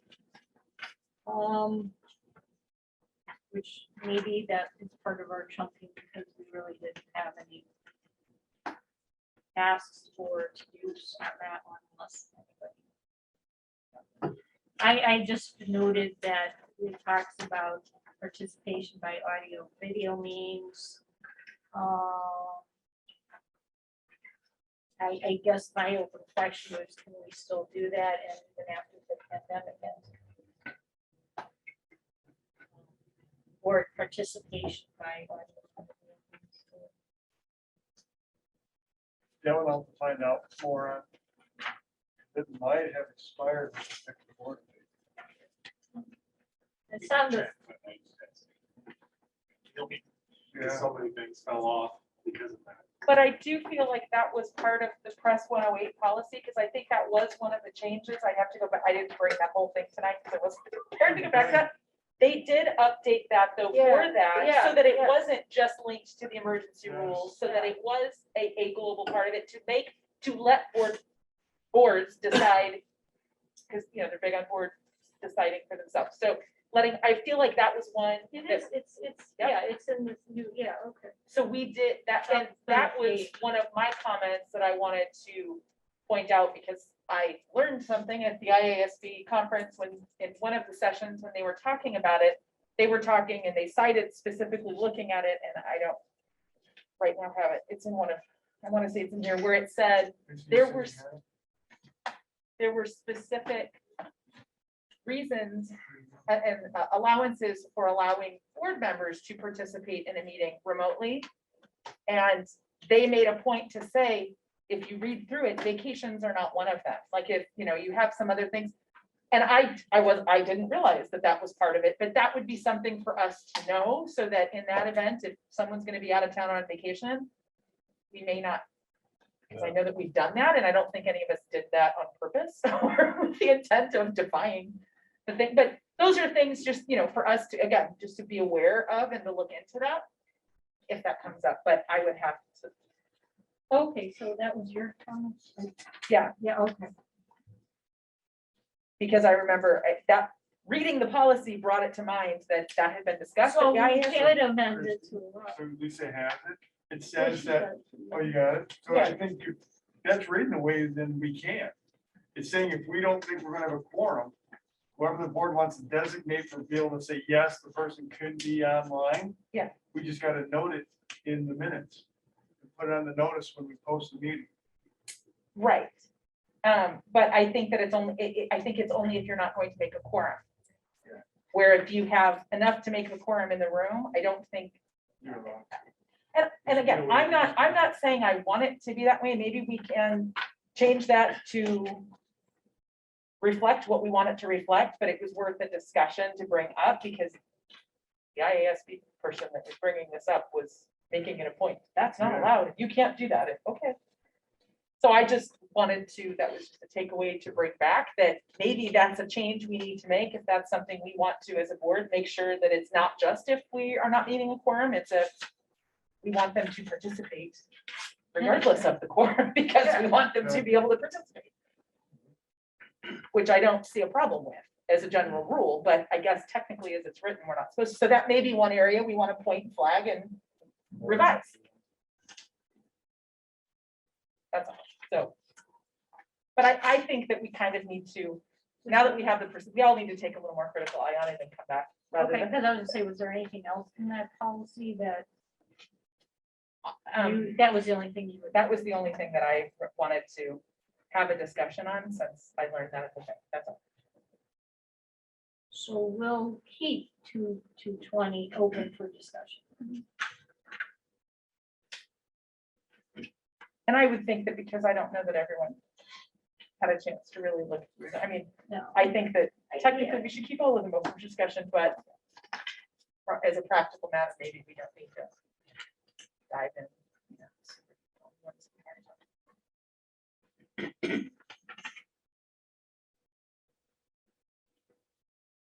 So the only other one I think that is left in the 200s that I had flagged was the board member development. And I know there's been a lot of ideas around what that should look like. I think Christy and I both, I forget who worked on this, we both, I think, in the end, we both put Yeah. notes in there, so whoever did whatever, it doesn't matter, but, I'm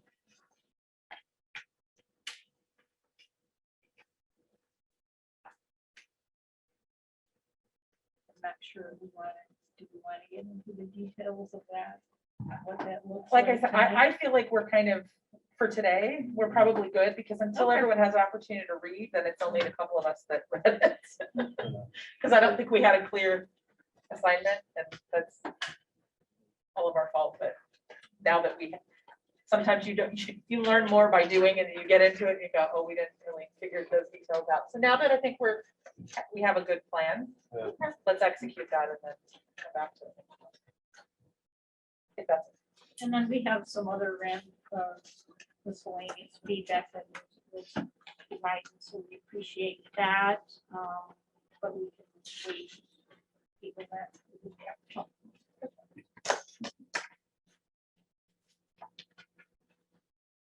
Okay, is that it on the Okay. policy I section? believe so. Okay, great. Next committee update is the finance advisory. Fred, I was wondering if you had a list of the policies that finance committee was gonna look at? I don't have them with me. Okay, I'll email them. I'll cut them. I'm just giving you a hard time. So we actually had a good meeting, but I think as a committee, we kind of sat back and this was, I think, my third or fourth one, Ray's second one. But Luis and Chris brought up some good points. And we kind of wanted to just look at it and say, what's the purpose of these meetings? What can we bring to these meetings now that we have obviously some new members to it? First and foremost, we're going to structure it more like our board meetings where T's going to get us the information a little bit earlier. Not that she's not getting it till sometime, but it gives us more time to really dive into what she's sending us. And we're going to create a Google Doc to ask questions leading up to the meeting so that T knows what, because otherwise we have to wait another quarter for her to answer our questions, or she has to do an email where she can just kind of take our questions and kind of come prepared to the meeting with some of those answers if she's able to.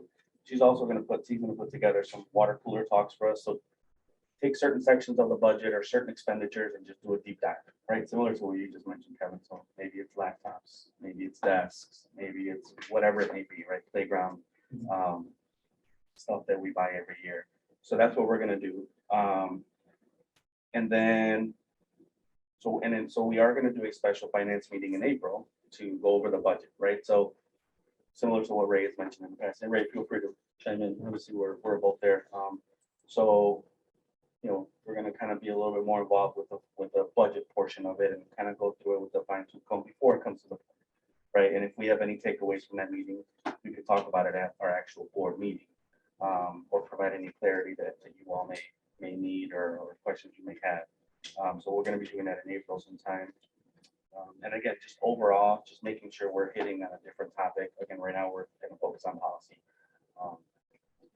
I'm a numbers guy. I didn't know there was policy behind finance. I thought it was all numbers, but obviously I know school is a little different. So it's actually good for both Ray and I and Chris and Luis. I don't think they've ever done the policy portion of it either. So it's helpful for us to kind of understand all of that, the back end of it, I guess. So that's kind of in a nutshell what we talked about. So in April, we'll have a little bit of an update for you based off of the budget before we adopt it as a board. And then moving forward, it will be a little bit more structured more to mimic what we do here and have more Q and A and follow up. Did you guys look at the 5-year projections in your meeting or no? No, that was still being prepared. Yep.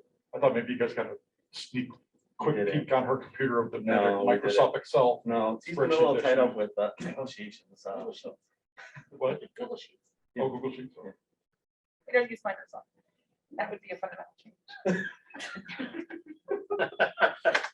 All righty then. You have to laugh. This is. The next one is school boarding, our ad hoc school boarding, committee. The art of school boarding committee.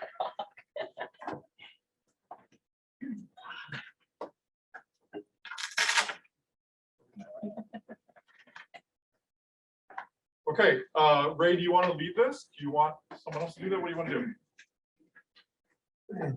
Yeah. Okay.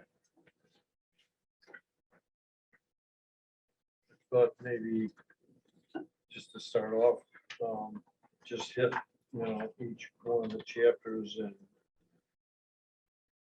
people can kind of make, I mean, we talked with Eric, Eric's got a whole big, note thing that he did.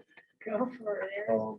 But I think if we just kind of maybe went around each and talked about the highlights of each chapter, or what the impact was, or what everybody got out of it. I mean, I don't know that we need to go through the whole chapter, but we could hit some of the highlights of, the chapters, and because I gotta tell you, I thought this was very interesting reading, and it kind of highlighted a lot of things that we've been talking about, the directions that we were moving in, and I really got a sense of seeing that it has the ability to put us on the same page, that we're talking the same language, that we're understanding where we're headed, why we're headed that way, and how are we gonna get there. And I just really found it to be very in-depth and talking about a lot of the things that you don't think about. And some of the things that jumped out in different chapters that I thought was a foundation of what we're trying to do. When they started talking about comparing the school board to a corporate environment and how businesses are being run, and that's what we are, we're a business. The other things that they talked about is the kids and making sure the kids are where we're focused. And, starting with chapter 1, what does the school board member do? And differentiates between the school board member and the individual, and what the difference is, that the individual is basically powerless, that you're a member of the board, and that it's what we should be focusing on. Chapter 2, so for the school board is a corporate entity, that you mentioned that.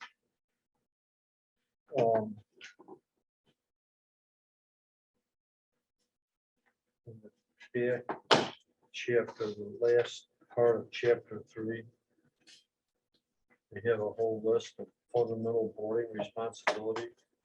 I mean, that kind of, in my mind, on the last page, page 32, summed that whole thing up about fundamental boarding responsibilities, and I mean, that, all that list kind of said it all about what we should be doing. The other section I thought was pretty interesting. We started talking about boarding roles, superintendent roles, and how important it is that there's a meshing that occurs, and that we're, again, on the same page, that we're moving in the same direction, that there's not a competition, there's not, they did come out all the time and say it, but, we've had discussions about micromanaging, making sure that we don't get into that, and what the problems are that it could end up causing. And the other thing that he talks about in there a lot is about basic common sense. We call it the BCS. And that really, I think, is pretty important and pretty pertinent for what we have to be doing and what we have to be thinking about. That whole chapter 5 was on what we've been talking about with the boarding code of conduct. And he went through and identified, gave a narrative to each one of those code of conducts and what they meant, interpreted it for us, and I thought he did a really good job of that. And then catching complaints and throwing the complaint, I think that's a pretty big one too, of how he kind of identified for us how we should be looking at following the chain of command and knowing what the chain of command is and making sure that we direct people and even giving some pointers on like nodding an agreement as an acknowledgement that you're agreeing with people who are making the complaint. You know, I thought he did a very good job of that.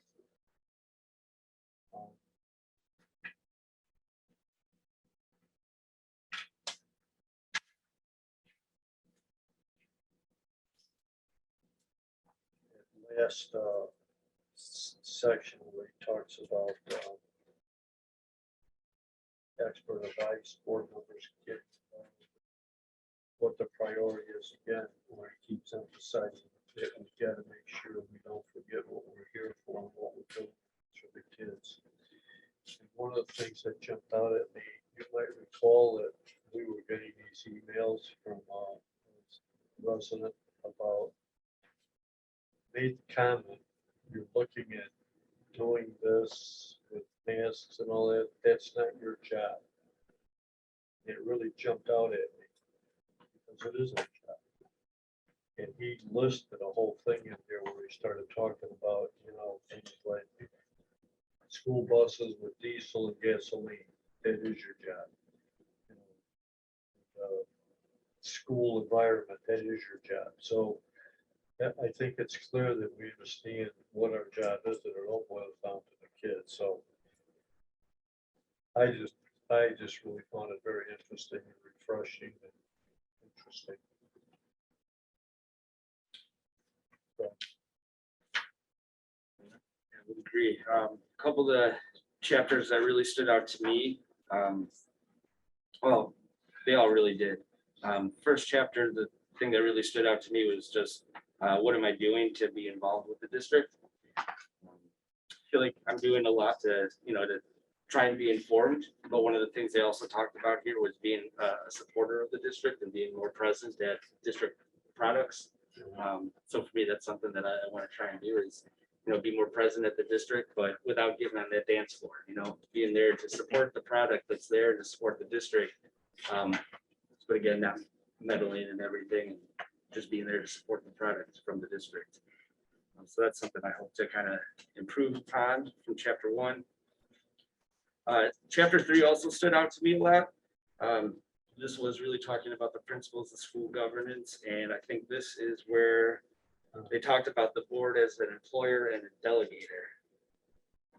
I've never been an employer before, so I had to kind of put myself in the employee shoes and think about, what do I look for my employers? And the big thing that stood out to me was getting feedback, getting objective feedback that I can use, to make decisions. And so one of the things I'm going to strive to do when I'm here is to give objective feedback based on, our adherence to goals, our adherence to policy. Because like I said, as an employee, that's the kind of stuff that I'm looking for from my employer to be able to continue and grow. So that really stood out to me as something that I can continue to work on. It also made me think about our process for the board meetings as far as using the Google Doc and our questioning at meetings. I think that Google Doc is a really great opportunity for us to ask these questions for understanding and for clarification, so that when we do get to the meetings, we have opportunities to give feedback. And not that critical questioning is important, but some of that questioning can be taken care of before the meeting, so that we can give more direct feedback in response to our goals and our policy at the meetings.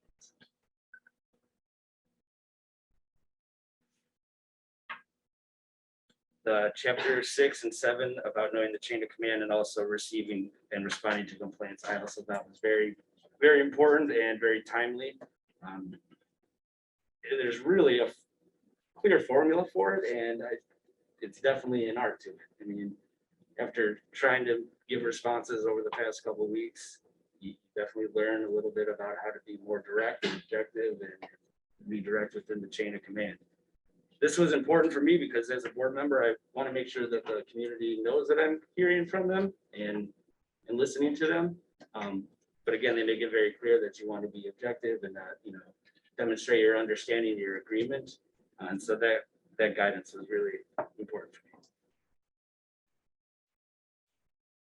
me. And last chapter 8, I thought was a great chapter to finish it all up because there was a lot of major responsibilities and major things addressed in the previous chapters. And that chapter 8 was just a nice reminder of, why we're here in the first place. Everything that we do should be, for the kids and what's best for student learning. So that was just a nice kind of reminder about why I'm here.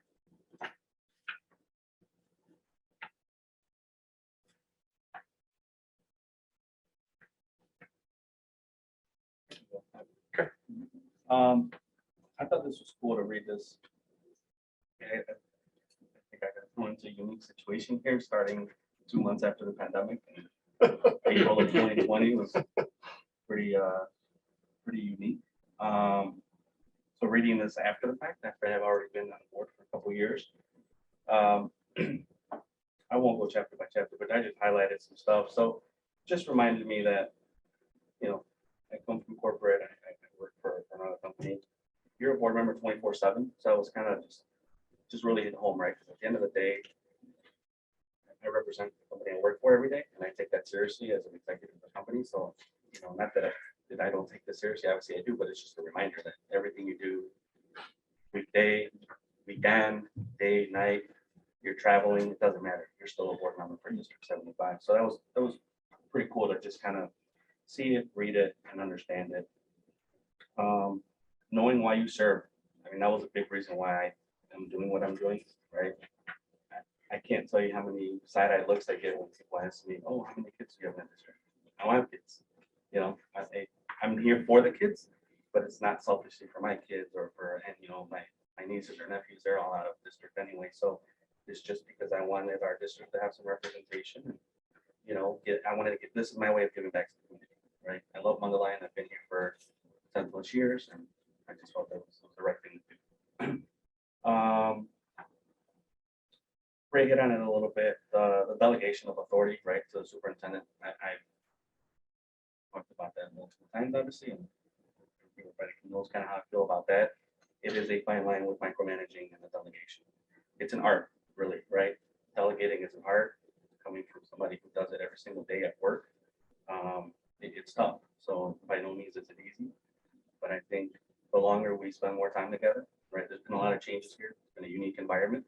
I think a big portion of that too, and I give Ray a lot of credit, is having a clear vision, right? If we don't have that clear vision, it's kind of hard to understand what we're expecting out of our superintendent and our administration. So that was a big takeaway for me.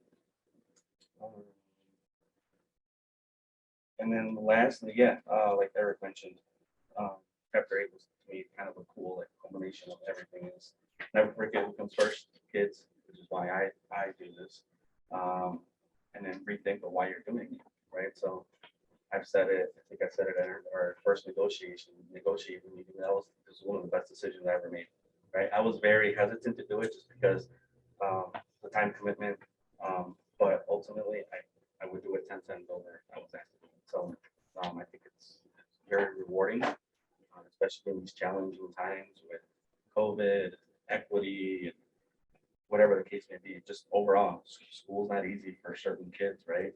So just making sure everyone has a voice, I think is important. Well, I've been at this for such a long time. I thought the first chapter especially is the time commitment. A lot of people, when they're going to think about running for a school board or being on it, is they don't realize the time commitment. And it's whatever you put into it, they give an example where some of them just, that he knew, didn't do much. And others took hours and days, to really dig into it. And I think, it's what you feel most comfortable with. After a long time, you kind of can get a sense as to what you need to know, rather than, necessarily having to dig into every single word. I've found that coming back to it again, I have to pay a little more attention. I have to dig in a little deeper than I did by the end of my previous thing. So that's what I find from chapter 1. You have to be able to spend the time so that you know what's going on. Because if you come unprepared, you probably look a little foolish sometimes. But like they also mentioned, if you can't be prepared, don't be afraid to speak up. If you didn't have the time, if something happened that you don't have the time, let everybody know. It's just being courteous to the rest of the board. Like any work team, if somebody's out sick, you help them. Right. You cover for them, and then they come back and then they help you, and whether it's emotional support, physically working support. And they talk in a couple places about what it is to be on a board. Why would you want to run? And you have to be careful that you don't walk at the fine line sometimes between having your own agenda and being here for the good of everybody else, especially for the students. And, they make that point very clear in here, that you're really here for the kids. You're here for them to get the education. But there was one sentence in the beginning of chapter 3. In other words, good school boards don't play games, don't have secret agendas, and are upfront and honest in all their dealings. Anything less should be unacceptable to all stakeholders. I think that's really a key point that we need to remember all the time. Other thing.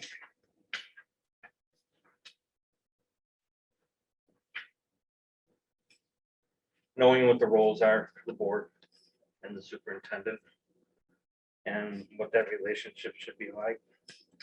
A lot of good points in the boarding code of conduct. What the IASB has as a code of conduct. I like the fact that he stated what that was and then kind of gave some example, underneath in the italics as to what this means. So you're not left out there going, what do I think that means? So it helps.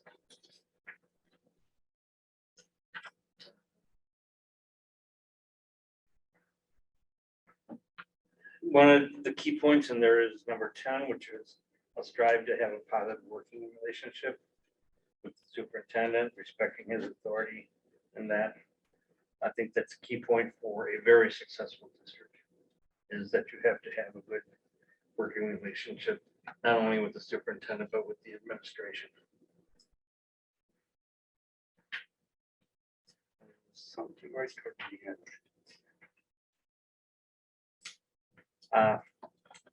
Calm, which was tested over the last week or so. And,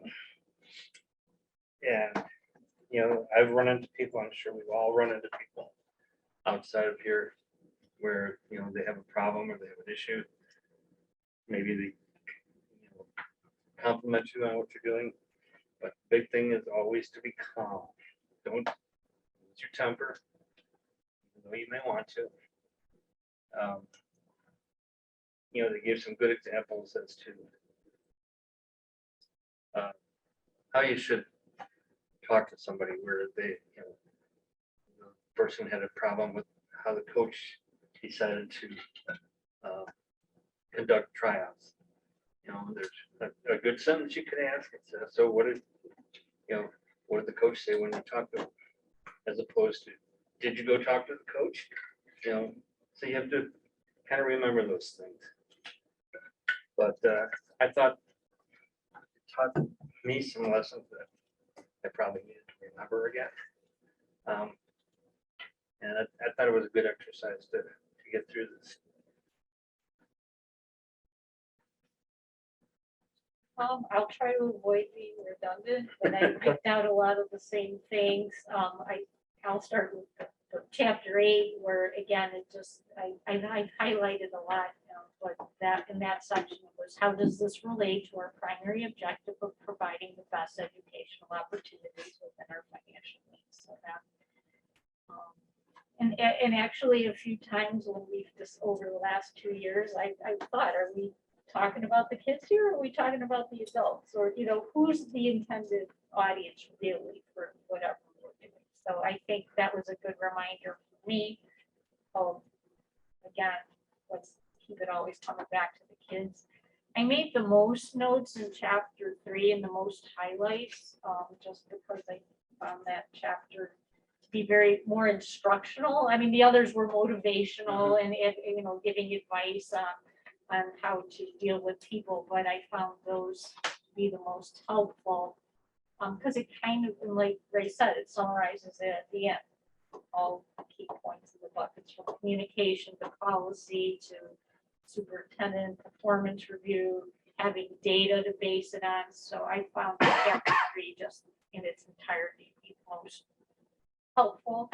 And in general, if anybody was thinking about running for a board, I wish I could have read this before. This was really, really helpful, because I don't think, even if like Christy and I came to a month's worth of months and months of meetings before, For the year before.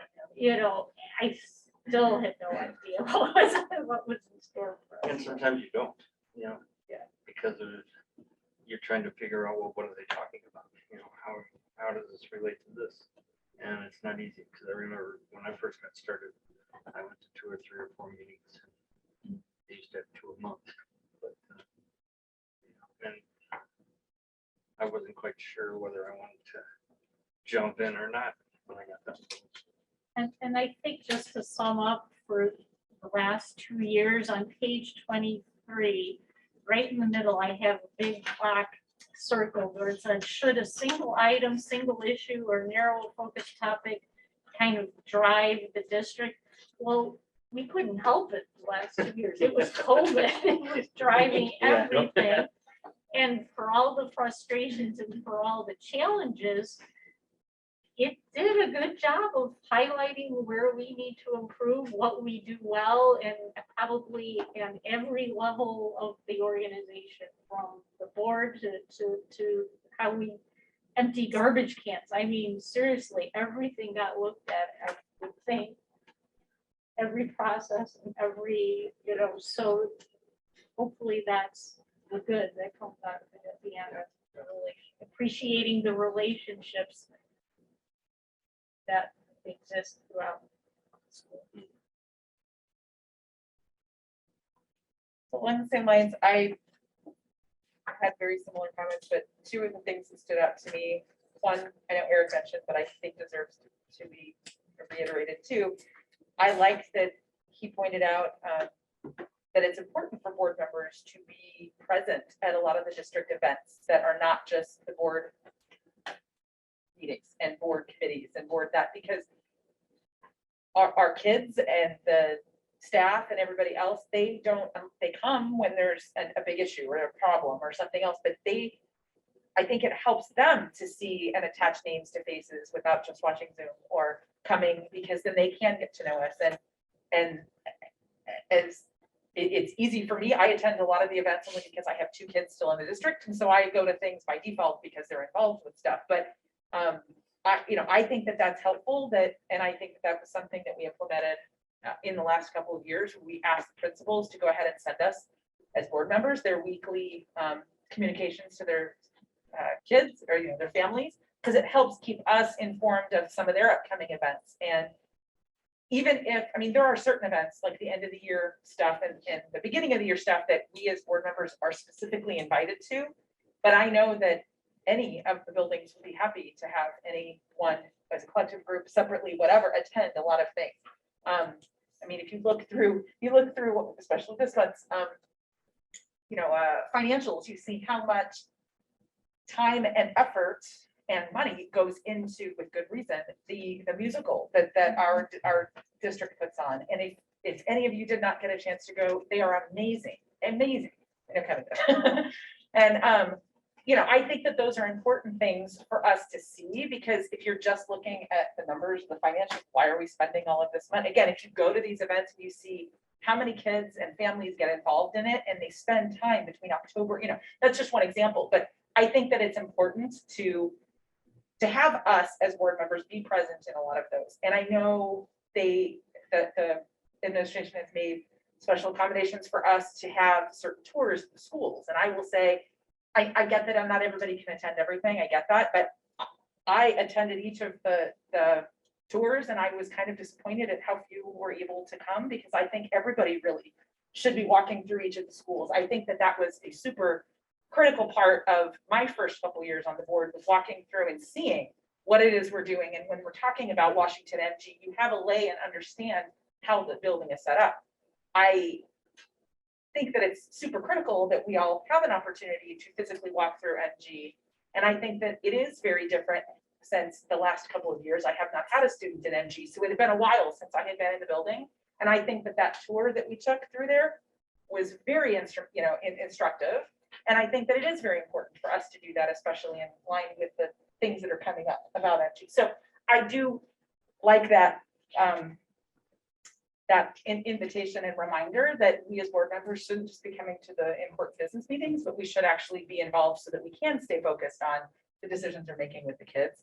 I also liked in the chain of commands section, I liked the, now I don't know that we're going to memorize it, but I liked the suggestion that we get to know the district's organizational chart.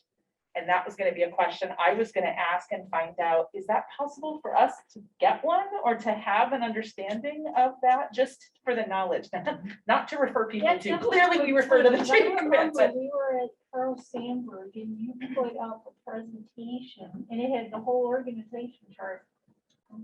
can we have a copy? Because I think that would be helpful for some, you know, especially. And I was even wondering if the web was an appropriate place for. There's a place in the policy where it talks about an org chart, but I don't think we ever inserted it, and maybe that's not the best place. I liked that suggestion, that at the very least for the board members to have. But you remember that? Yeah, it was what, I think it was one of the exhibits. Okay.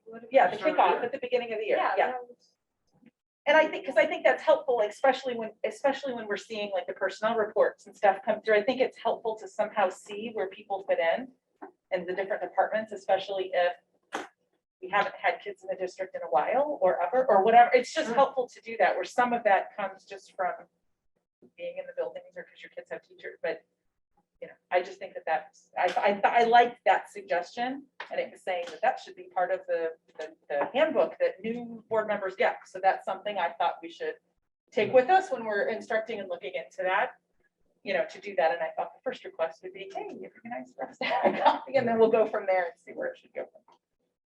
So, Thanks for bringing that up. I didn't highlight it. I had a feeling that was something that was hit on your radar too, but. I thought the book was really well written, sort of a conversational style, which I sort of like. A very thoughtful guy. I'd love to be on a school board with him, because he seems like with it. And it sort of reminded me of, like, you know, all the things I've been through over the last 12, 13 years. Sort of reminded me a little bit about why I first decided to, you know, be on the board. And then the two things I wanted to highlight, Al sort of took my thunder on one of them, but it was, Sorry. no, it's okay. It was the girls basketball coach story. I thought that was just, I love because I knew most of the stuff in here, like I said, it was reminding me of stuff, but the personal like examples, which I think the second half of the book looks like there's a lot more of that. So I'm excited to do that. So the basketball coach one was really important to me.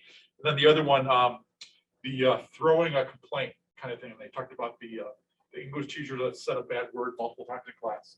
And so that, you know, it sort of went along with what you said, you know, well, what did the teacher say to you when you asked them about it? And then it was like, you know, well, then did you talk to the department head? Did you talk to the principal, and the whole thing?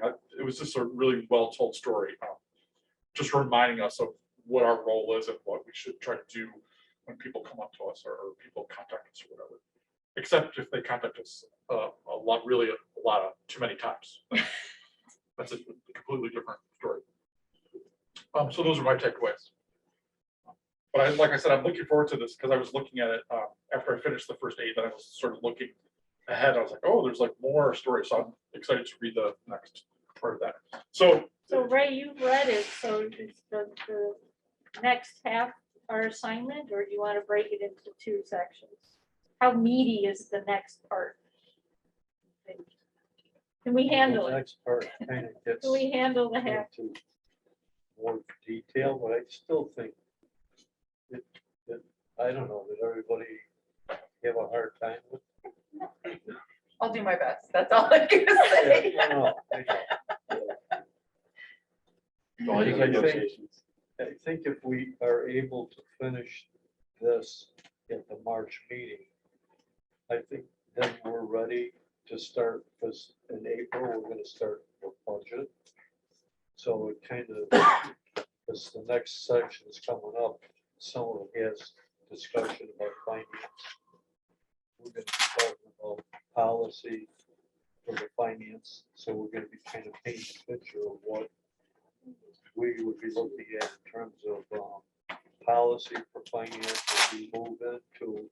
We already saw some of it tonight, the 5-year plan, but as we move into April with the budget discussions. So if everybody's good with it, maybe we finish the next 8 chapters and then be ready in April for the discussions on our budget.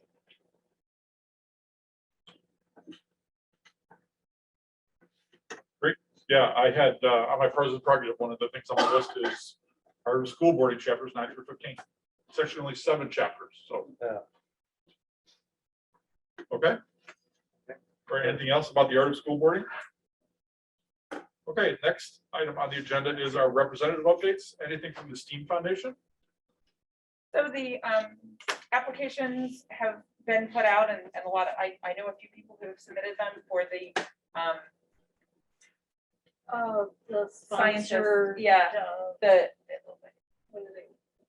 they're basically, it's kind of a guided science project, but they're asking kids to apply for it with a project in mind, and they will get a budget, a little bit of funding and a mentor in trying to find somebody in the field that they're looking at. So if they're trying to do a particular project and giving them an opportunity to learn about it over a period of time, and then in the end, present their findings and put them out and have an opportunity to do that. But they even get a little bit of budget to do that. So they're accepting applications. So if anyone knows of anyone who might want to do that, each of the buildings, each of the schools have the information.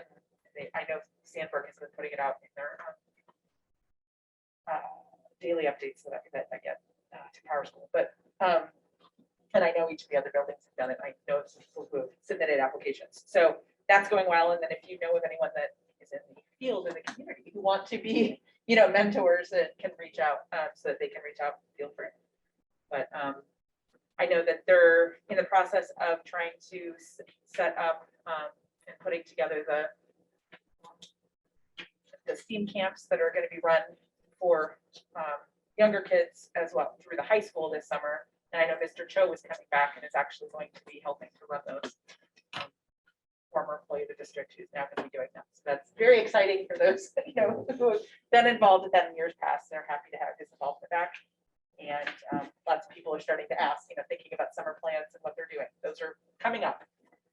I don't have the dates and the details, but those will be out, when they're finalized.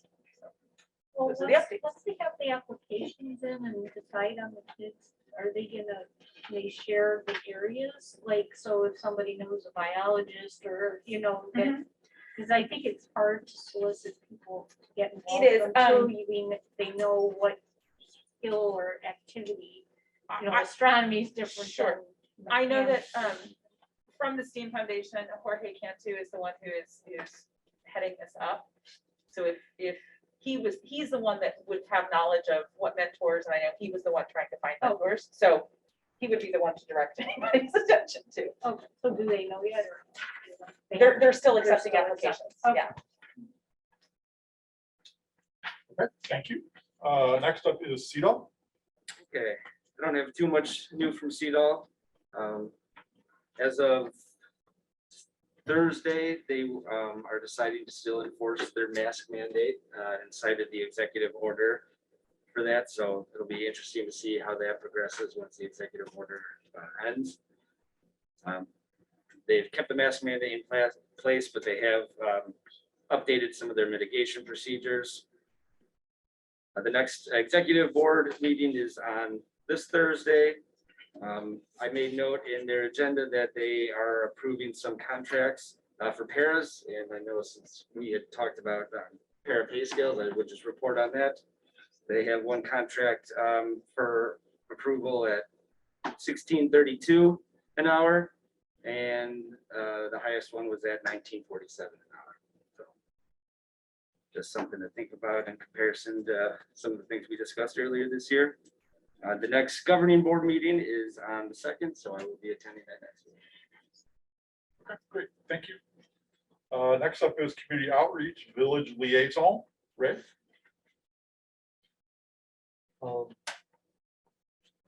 Just real quick, on February 11th, the meeting with the Wonderland United.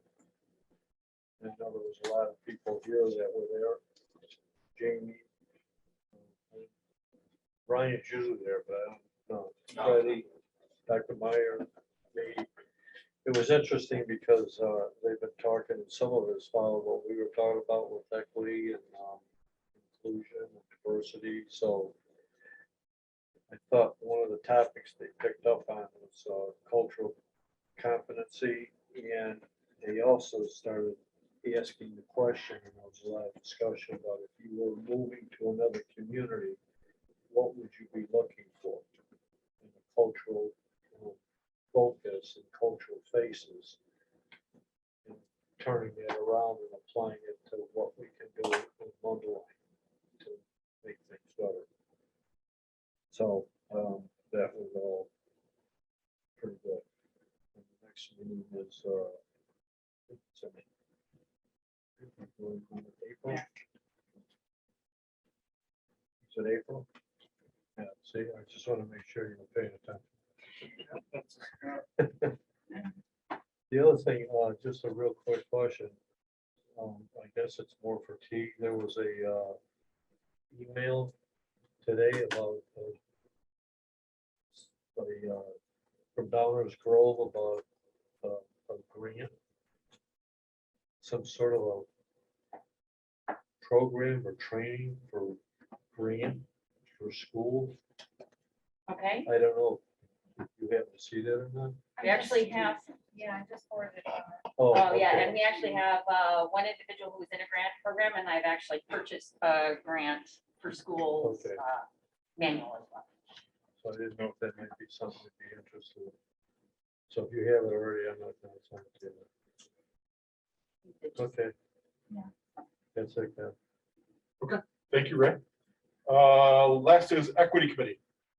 So at the last board meeting, we basically reviewed the last two community meetings, or committee meetings, and then we're meeting next week, just the board members. Of course, everybody's invited if you'd like to join, and our task was to start crafting the actual policy based on all the feedback that we have given. Feedback in the last, the written feedback and the verbal feedback from the last couple of meetings with the committee. So it's a working meeting. That Monday or Tuesday. That's in the calendar for one. Okay, thank you. I left my phone at home, I feel naked. Okay, next item on the agenda is the consent agenda. Would anyone like to have any items removed from the consent agenda before we vote?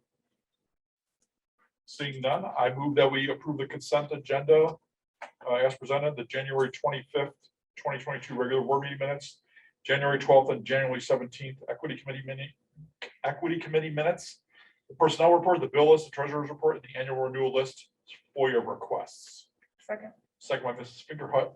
Secretary, please call the roll. Holly, Aye. Fingerhut, aye. Gallegos, Aye. Pelletier, Aye. St. Clair, Aye. Rose, Aye. Hitzke. Okay, next item is executive session. I move that we move into executive session at 9:20 PM. Secretary, please call the roll. Holly, Sorry, wait, hang on a second. We're going into executive session to discuss collective negotiating matters between the public body and its employees or their representatives, and discussion of minutes of meetings lawfully closed on the Open Meetings Act. Please call the roll. who seconded? Thank you. That's what I thought I heard, but I want to make sure. Okay, Holly. Aye. Pelletier. Aye. Fingerhut, aye. Hitzke. Aye. Rose, Aye. St. Clair. Gallegos. Fingerhut, aye. I think I said that, sorry. There's not. There we go. We're reconvening in open session. Secretary, call the roll. I'm sorry. Holly. Here. Rose, Here. St. Clair. Here. Gallegos. Here. Hitzke. Here. Pelletier. Here. Fingerhut, here. I move that the board approve the January 25th, 2022 executive session minutes. Second. Secretary, please call the roll. Holly. Aye. Fingerhut, aye. Gallegos. Aye. Hitzke. Aye. St. Clair. Aye. Rose, Aye. Pelletier. Aye. Okay, President's prerogative. First, does anyone have any agenda items they'd like to see at a future board meeting? I'm just trying to think back, was there any open topic that we discussed over Yes. the last? That's my next. Okay, sorry. No, that's good. I'm glad. I mean, as far as topics to be discussed. What a perfect segue. Okay. Lisa. I wanted to talk about where we stood. I think we were going to think about what we wanted to do about the board comments at the beginning of the meeting. Yes. You want to do that? Is that what you're? Yes, I would still like to, and I recognize and will openly say that I only this last week finally gave you the email with the email contact information for the district Yes. person. So I don't, I'll let you reach out to that, maybe the board president, to find out Yeah. more details about that. So Anna, we'd like to add that to agenda for our next month's meeting. Board comments after the citizens' comments, then the board gets their chance. Okay, please remember to fill out the exit slip that I will send to you probably in the morning. Remember that the assignment that Ray gave us was to finish Art of School Boarding, chapters 9 through 15, and we'll talk about it again at our next meeting like we did before. Distribute binders once we have Yeah, that. we'll get the binders going as soon as they get chunked out. That's a new term I learned today. I didn't know that. Does anyone have anything else for the good of the group before I finish? Okay, I'd just like to, oh yeah, go ahead, We Eric. had talked briefly last meeting about including the codes of conduct in our meeting, just a reading of one. Oh, right, yeah. Yeah, and we were supposed to bring it into our discussion as, Yeah. yeah, we kind of. Perhaps we can print that and have it at the beginning of our binder so that when we go through it, we'll make that part of that section. So that we will attach one of the codes of conduct to each of the sections and go from there. Yeah, maybe this was just in my head, but I thought, maybe we talked about it. I thought we were gonna look at each individual thing once we got done with the Art of School Boarding. That seemed, That probably Yeah. sounds I right. think that's, because we were gonna do that and then we're gonna work on that. Okay. Once we know what we're supposed to be doing, then we look and see what the rules are that we're supposed to be following. Okay, then just the last thing I had, I just wanted to recognize the staff members that worked on Frozen Junior, the musical, this Sandberg's fifth musical. Mole Gupta, Rita Washburn, and Stevie, is it Liebert? Lieber. Liebert, I don't know how to pronounce it because she got married in the last couple of years. I saw the Sunday afternoon performance. It was outstanding, especially for a middle school. Christy alluded to the fact about me going on. If I have the opportunity, I always go because that's, theater is what I do. So I'm fully supportive. I consult with them throughout the year. They were able to do some new tracks this year on the stage so that they could do more backdrops. Really worked out well, was really effective. So I'm glad I could be a part of that because I'm really supportive of it. And then one little thing I just wanted to share with you, and I wanted Kevin to hear this too. The whole idea of sharing a superintendent, one of the things behind that was the idea of K through 12. the people that worked on that committee really thought that was really important. And all these things that we've been finding over time. So I just wanted to share just a little tidbit with you. I sat behind Jonathan Meyer, who's the director of theater at the high school. I know him for years now. We get together actually twice a year. We have a Northern Illinois Theater Educators meeting twice a year. So I see him regularly. I see his shows. He sees our shows. And so we were talking before the show and he said, we were talking a little bit about, this is the 5th musical that they've done. And he was like, oh man, this is great. He goes, the kids get involved in middle school. He goes, before all the kids that would get involved in theater at Monday were mostly from Fremont, because Fremont does a show every year. And we didn't really have a lot of kids from Sandburg. But now that they're doing a musical, he said the influx of kids is so great for my program. So that's just another little thing that's happening. And it's really because of the peoples that I just mentioned. Mola Gupta, like, she just goes beyond what a person, like a human being should be doing to put on a program like that for our students. It's just fantastic. And her family is completely involved in it too, because one of the leads was sick and couldn't perform the week of the show.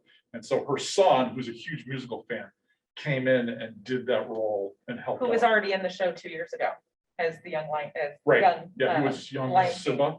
Young yeah. Simba, yeah. So he came in and did that for his mom, which I thought was really special. Learned the part real quick and Yeah. was awesome. So it just shows you like the dedication of our staff to that kind of production. It makes it really successful. So I'm really proud of them. So if anyone's listening, thank you for doing that musical. It's just a fantastic thing that happens at Sandburg, at Lincoln Stage. And I will say that now that, since it has been 5 years and we've had a whole cycle of kids, you know, matriculate from the middle school and now get all the way through the high school, the theater program actually has reached out to some of the kids who, they must keep the programs. And they go through and they've reached out to some of the kids, go, hey, I know you did this last year. How come you didn't come out and do this? Come participate in the program. And they are getting, you know, a whole influx of different kids. And so that is helpful, because we did, my understanding was one of the reasons we wanted to get involved was to make our district a little bit more competitive at the high school and There be was able a to do time that. we had nothing, Mhm. and there were kids that had to go elsewhere, or if they couldn't afford to go elsewhere, they went to the high school, so it's a blessing. And they put in so much more work than what I am sure they are compensated for based on, you know, what we look at, and it shows, because it's a personal thing for them, and the kids get very involved, and there's a lot of kids that are involved in the program. Even if they don't want to be on stage or never thought they wanted to be on stage, they can be part of the back. They learn how to run the soundboard, they can be part of the crew, and they put it all together. And Those are my favorite kids, by the way. totally, and if you watch, but I mean, Mrs. Washburn, the sets that she puts together are amazing, and they work on them. And I mean, believe me, they're already working now on next year's show, and we don't even know what it is yet, but they work year round on this, and they do a lot of work, and it totally shows. If you go to any other, even high school productions sometimes, you know, because again, high school productions that do put on multiple per year, with this is the only one that the middle school puts on, but they put a lot of work into it, and it's amazing. So I think it's an awesome thing, and it helps in all aspects, because it also helps because Mrs. Lieber, who, as he mentioned, is also our choir director, who's also the high school's choir director. So she runs the choir at the middle school, but then already knows a lot of the kids and can pull them in for show choir and all the choral programs up there. So it's a great way to demonstrate and show the shared services between the two districts, and have, you know, a lot of cooperation and effort going to that. So And it's just a part of, well, I feel like it's part of well-rounded child. And just like we have athletic programs at the middle school for the kids to continue on, and we start the band program in 5th grade, it's the same kind of thing with musical. So it's really great to see. So thank you for indulging me with that, because it's really important, you know, it's really important to me personally, and to my heart. So I just wanted to congratulate them for just an outstanding job with that. Okay, we are at the end of the meeting. I would entertain a motion to adjourn. Move. Second, Second. all those in favor signify by saying aye. Aye. Anyone opposed? We are adjourned. Thank you, everyone.